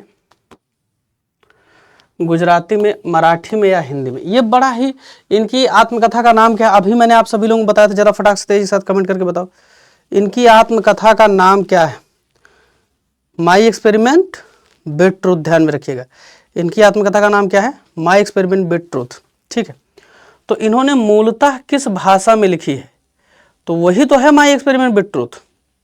समझ पा रहे हो नहीं समझ पा रहे हो? ये आपसे ऐसे ही करके पूछेगा और आपको फंसा देगा और आप कर भी नहीं पाएंगे। तो गांधी जी ने अपनी आत्मकथा माई एक्सपेरिमेंट विद ट्रूथ किस भाषा में लिखी है? अच्छा, एक दो चीज, सत्य के साथ मेरे प्रयोग, इसी को हिंदी में कहा जाता है, क्या कहा जाता है? सत्य के साथ मेरे प्रयोग। ठीक है, बात समझ में आ गई? बहुत अच्छी बात है। तो राइट आंसर क्या हो जाएगा, जरा सभी लोग बताइए। ठीक है, अंग्रेजी कुछ लोग कह रहे हैं, कुछ लोग कह रहे हैं गुजराती, कुछ उर्दू फारसी भी मार दो, ऑप्शन में ना हो तब भी।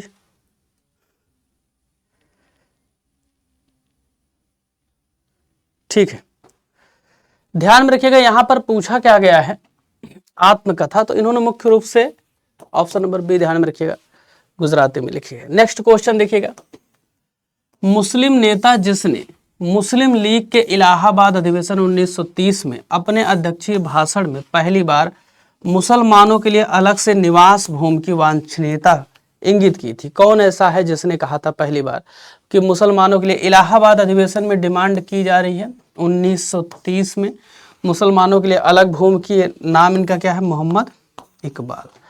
इसको याद में रखिएगा, क्या नाम है? मोहम्मद इकबाल, इसको याद में रखिएगा। ठीक है ना?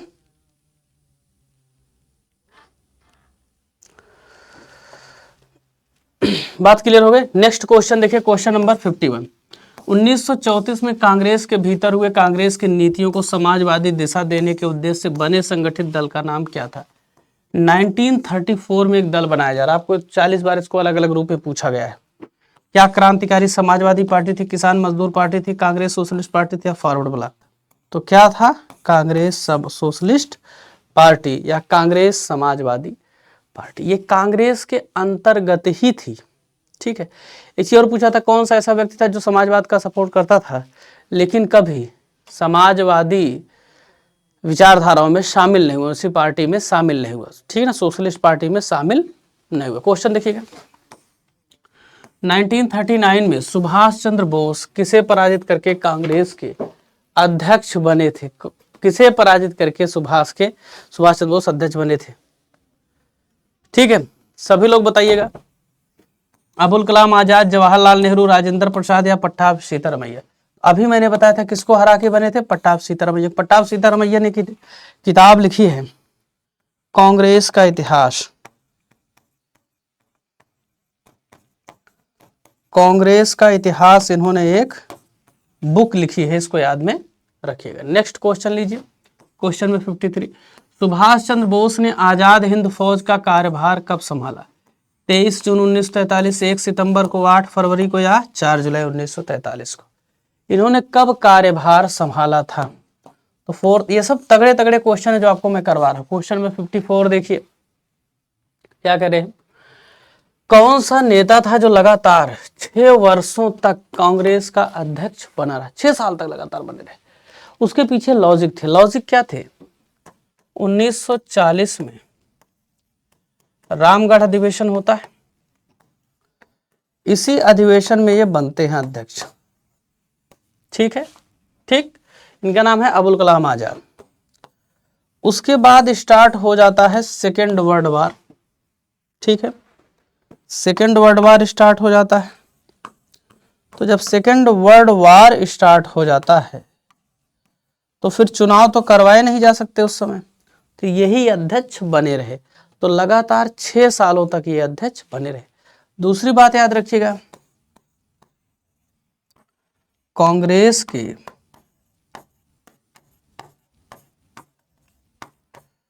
सबसे युवा अध्यक्ष थे, सबसे युवा अध्यक्ष थे और लगातार सबसे ज्यादा समय तक अध्यक्ष रहने वाले व्यक्ति थे। लगातार मैक्सिमम टाइम तक अध्यक्ष रहने वाले व्यक्ति हैं।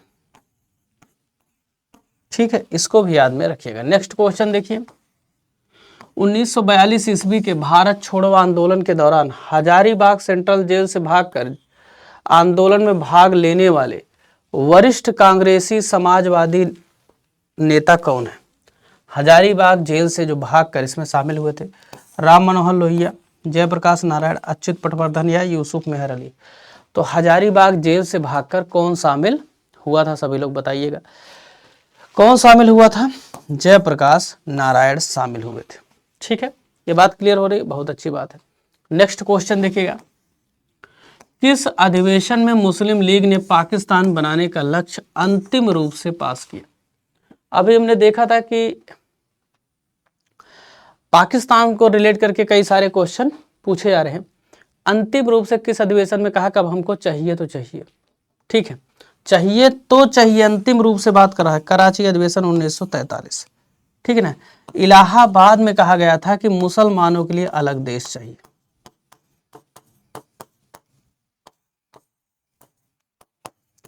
मुसलमानों के लिए अलग देश चाहिए। ठीक है, ये बात समझ में आ रही है? क्लियर हो रहा है मसला यहां तक? तो ये प्रश्न आप सभी लोगों से पूछा जा सकता है घुमा फिरा के, आगे पीछे करके। ठीक है, ये बात क्लियर हो जा रही है? ठीक है, नेक्स्ट क्वेश्चन देखिएगा, बंबई में इंडियन रॉयल नेवी में विद्रोह कब हुआ था? बड़ा अच्छा क्वेश्चन है। रॉयल नेवी विद्रोह कब हुआ था? जून में, तो जून में नहीं हुआ, जनवरी में नहीं हुआ, फरवरी 2 जगह पे दिया गया है ये, लेकिन सन 47 दिया गया, ये 46 दिया गया। तो 19 फरवरी 1946 को रॉयल नेवी विद्रोह, जो कि सबसे सशक्त विद्रोहों में से एक था, ये हुआ था। इसको याद में रखिएगा। ठीक है, समझ आ रही बात? इसके अब कहाँ पे हो रहा है? तो बंबई में हो रहा।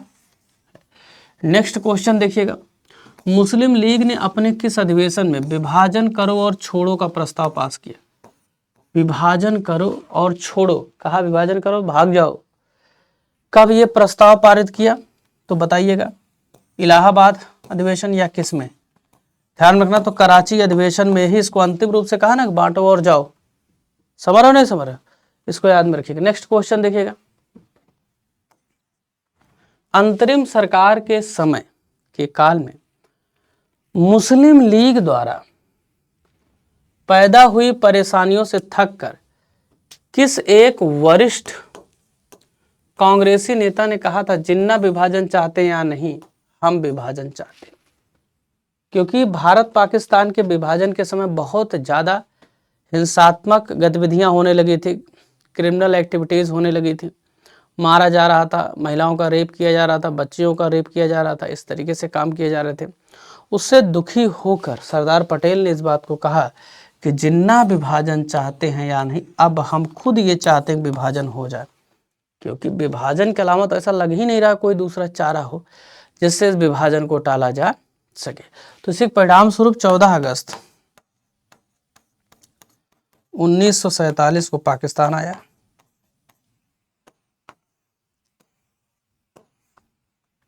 ठीक है, नेक्स्ट क्वेश्चन देखिएगा, भारतीय संविधान सभा की प्रारूप समिति के अध्यक्ष कौन थे? भारतीय संविधान सभा की प्रारूप समिति के अध्यक्ष कौन थे? तो प्रारूप समिति के अध्यक्ष कौन थे? भीमराव अंबेडकर थे। ठीक है, कितने सदस्य थी? तो 7 सदस्यीय ये समिति थी, इसको याद में रखिएगा। नेक्स्ट क्वेश्चन देखिए, चौरी चौरा घटना जो हुई थी 5 फरवरी 1922 को, ये आपसे पूछा जा रहा है ये कहां पर स्थित है। ठीक है, ये कहां पर स्थित है आपको बताना है। ठीक है,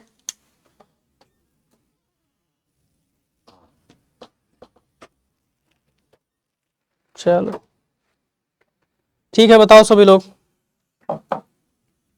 ठीक है, उत्तर प्रदेश, मध्य प्रदेश, बंगाल या बिहार। तो चौरी चौरा यूपी में स्थित है, यूपी के गोरखपुर में स्थित है। गोरखपुर किस नदी किनारे बसा है? तो राप्ती नदी के किनारे बसा है। ठीक है, नेक्स्ट क्वेश्चन देखिएगा, जलियांवाला बाग की घटना कब घटित हुई? अब देखिए ये घटित कब, अब देखिए बस तेजी के साथ रिवाइज करना है। 13 अप्रैल 1919, ऑप्शन में सिर्फ क्या दिया है 1919, लगाइए आगे बढ़ जाइए। क्वेश्चन नंबर 63 देखिए, कांग्रेस ने किस गोलमेज सम्मेलन में हिस्सा लिया? अब बताइए किस में लिया, दूसरे में लिया, एक जगह दिया गया, लगाइए। तो ऐसे भी छोटे छोटे क्वेश्चन आपसे पूछे जाते हैं जो कि चुटकी में गलत हो जाते हैं, चुटकी में सही हो जाते हैं, इन पे भी फोकस रखना है। कौन सी योजना भारतीय स्वतंत्रता का आधार बनी? बहुत बढ़िया क्वेश्चन है। कौन सी ऐसी योजना थी जिसके अंतर्गत भारत स्वतंत्र हुआ?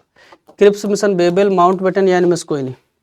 कौन सी योजना थी जिसके अंतर्गत भारत स्वतंत्र हुआ? माउंटबेटन योजना थी। ठीक है, बहुत अच्छी बात है। ठीक है, क्योंकि अब बेबल और क्रिप्स ये सब मारने का वक्त तो है नहीं उसमें कि आप ये सब मार दो, है कि नहीं है? कुछ लोग लेकिन तब भी मारेंगे, उसमें कोई दिक्कत नहीं है। मारेंगे अपने मन से, कुछ भी कर लो। ठीक है, ठीक। नेक्स्ट क्वेश्चन देखिए, 65वां क्वेश्चन, साइमन कमीशन के विरुद्ध प्रदर्शन में लाठी चार्ज से लगी चोटों से किस नेता की मृत्यु हो गई? लाला लाजपत राय की। अभी जस्ट बताया था आपको। तो जब कुछ क्वेश्चन आप सॉल्व कर लेते हो तो वो कुछ क्वेश्चन और दे जाता है आपको, यही फायदा होता है। प्रारंभ में भारत की संविधान सभा के सदस्यों की संख्या कितनी थी? 389। कितने सदस्य थे? 389 सदस्य थे।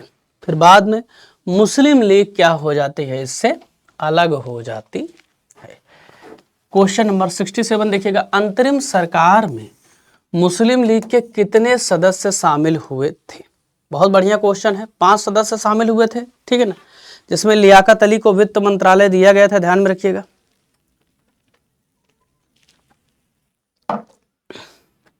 लियाकत अली को क्या दिया गया था? वित्त मंत्रालय दिया गया था, ध्यान में रखिएगा। ये बहुत ज्यादा आपसे पूछा जाता है। वित्त मंत्रालय दिया गया।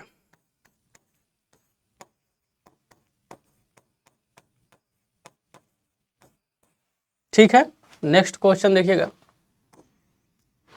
कह रहे हैं भारत में पृथक निर्वाचन पद्धति अथवा सांप्रदायिक निर्वाचन पद्धति का सूत्रपात कब हुआ? भारत में पृथक निर्वाचक मंडल कब इंट्रोड्यूस हुआ? तो सबसे पहले देखिए मार्ले मिंटो सुधार आ रहा है। मार्ले मिंटो सुधार आ रहा है। तो इसी सुधार में क्या कहा गया था? फूट डालो और राज करो।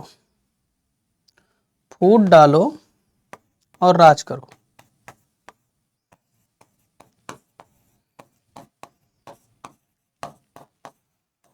समझ रहे नहीं समझ रहे? क्योंकि जैसे जैसे फूट डालेंगे वैसे वैसे लोग आपस में लड़ेंगे। जब आपस में लड़ेंगे तो अंग्रेजों के ऊपर ध्यान नहीं रहेगा, अंग्रेजों के ऊपर ध्यान नहीं रहेगा, वो जो मन कहेगा वो करेंगे। समझ रहे नहीं समझ रहे? ठीक, तो ये कब आ रहा है? 1909 में।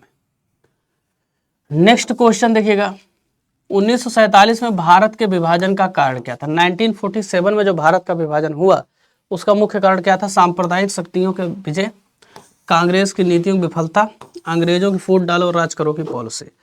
अब दूसरी बात देखिएगा, उपर्युक्त सभी में दिया। तो इस तो हम कह सकते हैं भाई 1947 में तभी विभाजन हो रहा है जब सांप्रदायिक शक्तियां क्या हो जा रही है? बहुत ज्यादा एक्टिव हो जा रही हैं, है कि नहीं है ना? ठीक है, तो सांप्रदायिक शक्तियां जीत जाती, कांग्रेस की नीतियां विफल हो जाती जो भी उन्होंने अपनाई, फूट डालो राज करो तो उपर्युक्त तो सभी हो जाए नेक्स्ट क्वेश्चन देखिएगा, 1932 के पूना समझौते के साथ किसका संबंध था? 24 सितंबर 1932 को पूना पैक्ट हो रहा है, किसके बीच हो रहा है? गांधी और अंबेडकर के बीच में। गांधी और अंबेडकर के बीच में ये पैक्ट हो रहा है। इससे किससे संबंधित था? तो दलित वर्ग से संबंधित था। ठीक है, नेक्स्ट क्वेश्चन देखिएगा, मुस्लिम लीग ने मुक्ति दिवस कब मनाया था? किसके खिलाफ मनाया था? तो मुक्ति दिवस ध्यान में रखिएगा 22 दिसंबर 1939 को मनाया जा रहा है। 1939 को मनाया जा रहा है, इसको याद में रखिएगा, मुक्ति दिवस। इस मुक्ति दिवस को अगर हम बात करें 1939 को मनाया जा रहा है मुक्ति दिवस, तो मुक्ति दिवस को क्यों मनाया जा रहा है? खिलाफत आंदोलन की शुरुआत में कांग्रेस मंत्रिमंडलों के इस्तीफा देने के बाद ही इसको मनाया जा रहा है, इसको याद में रखिएगा। ठीक है,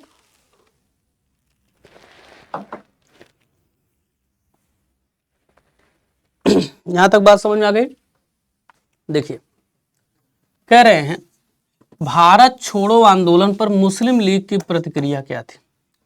जो भारत छोड़ो आंदोलन चलाया गया तो उसपे मुस्लिम लीग की प्रतिक्रिया क्या थी? अब समझिएगा, मुस्लिम लीग चाहती क्या थी? ये चाहती क्या थी इसी बात से डिपेंड हो जाएगा, क्लियर हो जाएगा। तो मुस्लिम लीग चाहती थी कि जब तक अंग्रेज हैं, या ऐसे कहे, एक चीज ये चाहती थी, अंग्रेजों के रहते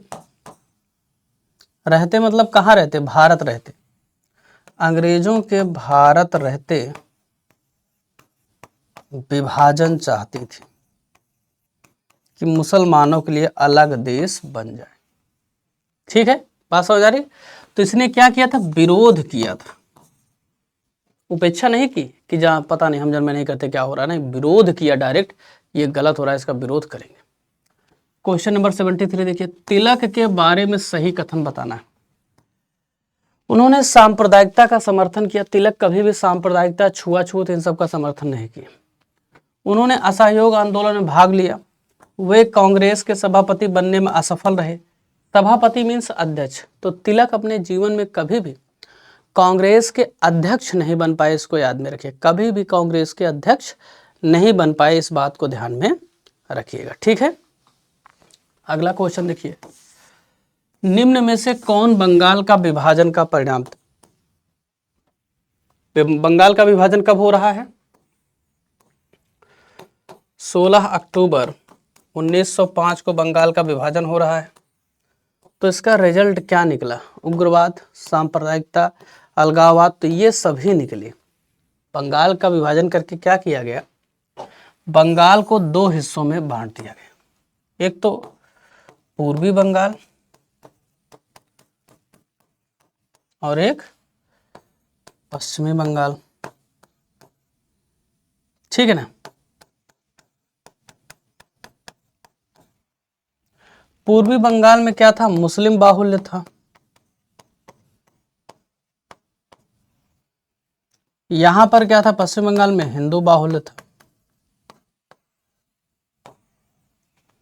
समझ आ रही बात कि नहीं? तो सांप्रदायिकता बहुत तेजी के साथ बढ़ी। क्वेश्चन नंबर 75 देखिएगा, कांग्रेस ने लखनऊ अधिवेशन में क्या किया था? बताइए सभी लोग, क्या किया था? सांप्रदायिक निर्वाचक मंडल को स्वीकार किया था। तिलक को आगामी अधिवेशन का सभापति बनाया था। लखनऊ अधिवेशन कब हो रहा है? 1916 में। गांधी के असहयोग को स्वीकार किया था। यहाँ कहाँ स्वीकार किया जाएगा? उग्रवादियों को निष्कासित किया था, ये भी गलत है। तिलक को आगामी का सभापति भी नहीं घोषित किया था। इसने किया क्या था? इसने कहा था, यहाँ पर लखनऊ का जो अधिवेशन हुआ था उसमें तीन लोग एक साथ जुट गए थे, एक तो नरम दल, एक गरम दल और एक मुस्लिम लीग। ठीक है, ये तीनों एक साथ आए थे। तो मुस्लिम लीग को स्वीकार करने का मतलब ही था कि आप सांप्रदायिकता नेता को स्वीकार कर रहे हैं, मुस्लिम लीग को ये मान ले रहे हैं कि मुस्लिम लीग ही मुसलमानों की नेता है। कांग्रेस में जो मुस्लिम लोग शामिल हैं वो डफली बजाने के लिए शामिल हैं। ठीक, यही कांग्रेस के लोगों के द्वारा, जो लीडर्स के द्वारा ये डिसीजन लिया गया था, ये सबसे खराब डिसीजन में से एक था। समझ रहे? यहाँ पे दो चीज़ हुई, एक तो आपने सांप्रदायिकता को स्वीकार कर लिया, मुसलमानों के नेता के रूप में जो भारत में मुस्लिम शामिल थे आपके कांग्रेस में, उसको आपने अलग कर दिया। ठीक है, दूसरी बात आपने ये भी साबित कर दी आगे भी मुसलमानों का नेता मुस्लिम लीग होगी। ठीक है ना, अब समझिएगा, इससे सेपरेशन की बात यही दिमाग में आ जाती है ऑटोमेटिकली। ठीक है, समझ आ रही बात कि नहीं? नेक्स्ट क्वेश्चन देखिएगा, सर सैयद अहमद खान ने क्या किया था? कांग्रेस का विरोध किया था, बिल्कुल किया था। इल्बर्ट बिल का समर्थन किया था, बिल्कुल किया था। पाश्चात्य सभ्यता, वेस्टर्न एजुकेशन की जो पॉलिसी है उसको उन्होंने इनकरेज किया था, बिल्कुल किया था। तो उपर्युक्त सभी क्या हो जाएगा? राइट आंसर हो जाएगा। 77 देखिएगा, कैबिनेट मिशन ने क्या सिफारिश की? केंद्र में एक संघीय सरकार, एक अंतरिम राष्ट्रीय सरकार, वायसराय की कार्यकारिणी परिषद या उपर्युक्त सभी। तो कैबिनेट मिशन ने किसकी सिफारिश की थी बताइएगा? कैबिनेट मिशन ने भारत में क्या किया? भारत में कहा भैया अब जो है लड़ाई झगड़ा बहुत हो गया, अलग अलग मामला बनाया जाए। तो इसने वो सारे काम किए, जैसे केंद्र में एक संघीय सरकार की स्थापना की जाए, एक अंतरिम राष्ट्रीय सरकार बने, वायसराय की कार्यकारिणी परिषद का पुनर्गठन हो, तो ये सभी काम किए। नेक्स्ट क्वेश्चन देखिएगा, क्रिप्स प्रस्तावों को कांग्रेस ने अस्वीकार किया या लीग ने अस्वीकार किया? कांग्रेस और लीग दोनों स्वीकार कर लिया या दोनों ने अस्वीकार कर दिया? तो कांग्रेस और लीग दोनों ने क्या किया था? क्रिप्स मिशन को अस्वीकार कर दिया गया था। क्यों? क्योंकि उसके पीछे रीजन था, ध्यान में रखिएगा। इसमें स्वतंत्रता की कोई बात नहीं थी, स्वतंत्रता की कोई बात नहीं थी, कोई बात नहीं थी। थी किसकी बात? और ना ही पाकिस्तान के गठन की बात थी।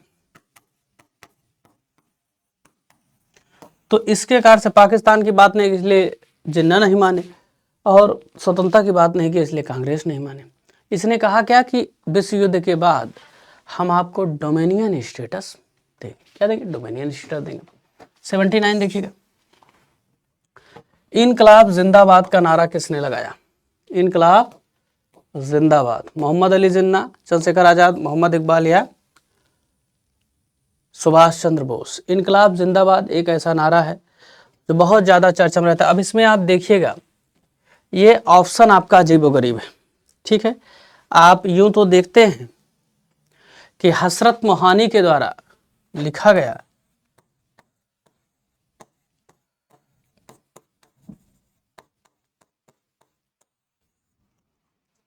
लेकिन आप देखिएगा किसने दिया ये लिखा गया है, और इसमें भगत सिंह भी ऑप्शन में नहीं दिया गया है।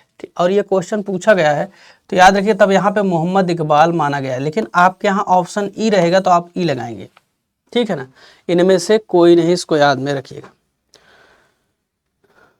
ठीक है भैया, कोई उसमें दिक्कत नहीं होनी चाहिए। क्वेश्चन नंबर 80 देखिएगा, कांग्रेस का विभाजन कब हुआ? बंगाल विभाजन के बाद, असहयोग आंदोलन के बाद, भारत छोड़ो आंदोलन के बाद, या साइमन कमीशन के बाद? कांग्रेस का विभाजन कब हुआ आपको बताना है। कांग्रेस का विभाजन कब हुआ? ठीक है ना, कांग्रेस का विभाजन कब हुआ आप सभी लोगों को बताना है। तो कांग्रेस का विभाजन कब हो रहा? 1907 में हो रहा है। लेकिन अब आपको ये बताना है कि ये जो विभाजन हो रहा है 1907 में, ये किसके आसपास की घटना है? क्या बंगाल विभाजन के बाद है? बंगाल विभाजन कब हो रहा है? 1905 में हो रहा है, तो बाद है। ठीक है, असहयोग आंदोलन 1920 में हो रहा था, इसके बाद तो हो नहीं रहा है, तो गलत हो जाएगा। भारत छोड़ो 1942 में हो रहा है। साइमन कमीशन 1927 में गठित हो रहा है, 28 में आ रहा है, तो ये उत्तर क्या हो गया? Option number A. Next question देखिए, राजगोपालाचारी योजना के विषय में क्या सही है? राजगोपालाचारी योजना कब पेश की गई थी? 1900 44 में 1944 में इसी को बोला जाता है राजा जी फार्मूला। राजा जी फार्मूला बोला जाता है। ये कब पेश किया गया? पेश किया, कुछ कांग्रेसियों ने विरोध किया, हिंदुओं को बहुत सुविधाएं दी, मुस्लिम लीग को अलग रखा गया, या उपर्युक्त सभी। तो याद रखिएगा, कुछ कांग्रेसियों ने इसका क्या किया था? विरोध किया था, क्योंकि ये पहली बार ऐसा हो रहा था जब कांग्रेस के किसी इतने बड़े नेता के द्वारा पाकिस्तान की मांग को स्वीकार किया जा रहा था। यहां पर इस बात को ध्यान में रखिएगा, ठीक है। क्वेश्चन नंबर 82 देखिए, बीडी सावरकर को किस केस में फंसाया गया था? मेरठ षड्यंत्र, कानपुर, चटगांव या नासिक षड्यंत्र? तो BD Savarkar, Vinayak Damodar Savarkar,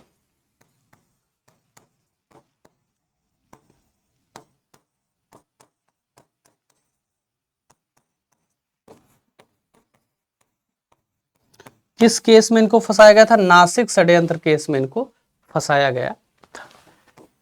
general Dyer किस घटना से संबंधित है? अभी मैंने आप सभी लोगों को बताया, जलियांवाला बाग हत्याकांड 13 अप्रैल 1919 को ये घटना घटित हो रही है और इसी से ये संबंधित है। गोली चलाने का इसने आदेश दे दिया था। क्वेश्चन देखिए नेक्स्ट 84, कह रहे who was related to Samajwadi party?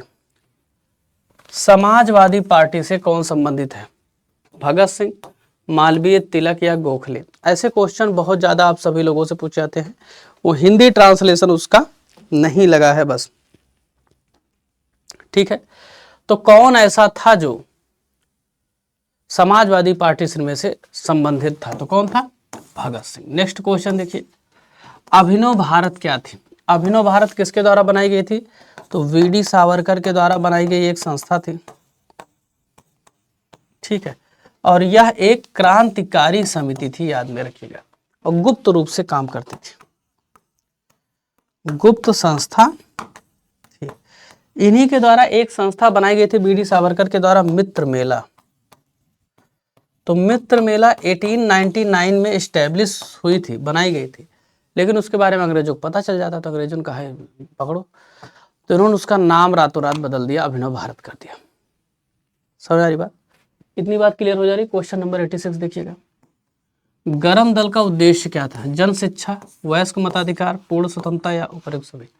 तो ये चाहते थे, एजुकेशन के समर्थक थे, ठीक है, पढ़े लिखेंगे तभी आगे बढ़ेंगे, मताधिकार के, पूर्ण स्वतंत्रता के भी समर्थक थे। ये कहते थे भैया ये बताओ, जब हम अंग्रेजों को बुलाए नहीं अपने देश में शासन करने, तो अंग्रेज क्यों रहे? कहे ठीक है, थोड़ा बहुत तो शासन कह रहे हैं देने के लिए, कहे थोड़ा बहुत क्या है, पूरी तरीके से भाग जाए, और ये भागेंगे नहीं, इनको मार के भगाना पड़ेगा। बंगाल विभाजन के बाद कौन से दो प्रांत बने? तो बंगाल विभाजन 16 अक्टूबर 1905 को क्या हो रहा है? 16 अक्टूबर 1905 को ये विभाजन हो रहा है। दो विभाजन के बाद क्या हुआ? 1911 में ये विभाजन रद्द हो गया। 1911 में विभाजन क्या हो गया? रद्द हो गया। इसको ध्यान में रखिएगा, जब रद्द हो गया तो क्या हो गया? पूर्व बंगाल एवं असम बन गया, बंगाल एवं उड़ीसा बन गया, उड़ीसा में बिहार बन गया, या क्या बन गया? तो विभाजन के बाद आपको बताना है कौन से प्रांत बने, ठीक है ना।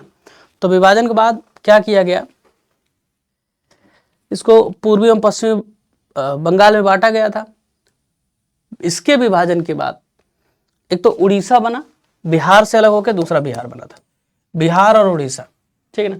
बिहार को अलग कर दिया जाता। बिहार के गठन के बाद 1911 विभाजन रद्द करते समय कही गई कि एक बिहार नाम का एक नया स्टेट बना देंगे।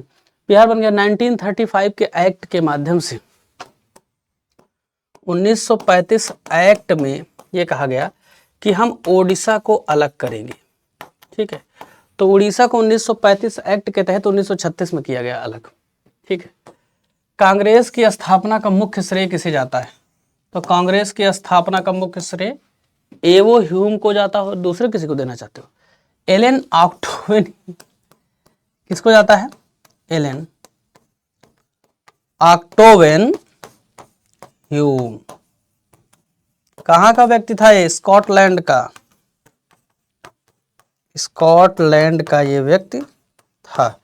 ऐसे प्रश्न आप सभी लोगों से बहुत ज्यादा पूछे जाते हैं। क्वेश्चन नंबर 89 देखिएगा, गांधी जी ने 1920 में अंग्रेजों द्वारा प्रदान की गई उपाधि का परित्याग कर दिया। उपाधि का नाम क्या था? 1920 में इन्होंने एक उपाधि छोड़ी, ठीक है, उस उपाधि का नाम क्या था?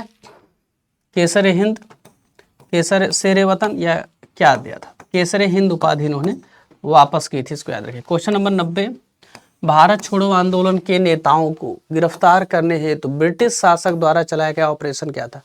तो भारत छोड़ो आंदोलन जब 1942 में स्टार्ट किया गया तो ऑपरेशन 0 आवर अंग्रेजों के द्वारा स्टार्ट किया गया। कौन सा ऑपरेशन? ऑपरेशन 0 आवर अंग्रेजों के द्वारा स्टार्ट किया गया, इसको ध्यान में रखिएगा। ये बात क्लियर है यहाँ तक? एक बार जरा कमेंट करके सभी लोग बताओ। तो प्यारे साथियों, आप सभी लोगों को बस लगातार कंटिन्यूटी के साथ पढ़ते रहना है, ठीक है। सुबह 8 बजे क्लास चलती है। इस क्लास की पीडीएफ आप सभी को टेलीग्राम पर मिल जाएगी। SST बाई योगेंद्र सर, सुबह 8 बजे आप सभी लोगों को डेली आना है, ठीक है।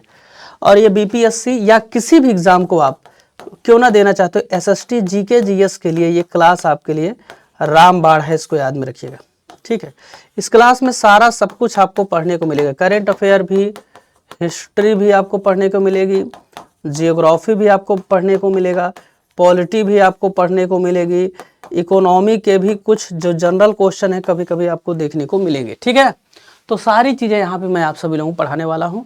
कमेंट करके ज़रूर बताइएगा आज की क्लास कैसी लगी, कैसा लगा आप सभी लोगों को पढ़ के, ठीक है। हालचाल सब बढ़िया चल रहा है, ठीक है। तो कल आप सभी लोगों को कमेंट डिस्प्ले करूँगा, जो भी आप लोग कमेंट करेंगे, ठीक है, आपके सवालों के साथ। कल की क्लास में जुड़ना ना भूलें, सुबह 8 बजे। जितने भी लोग हमारे साथ जुड़े बहुत बहुत धन्यवाद, thank you very much, tata bye bye, take care.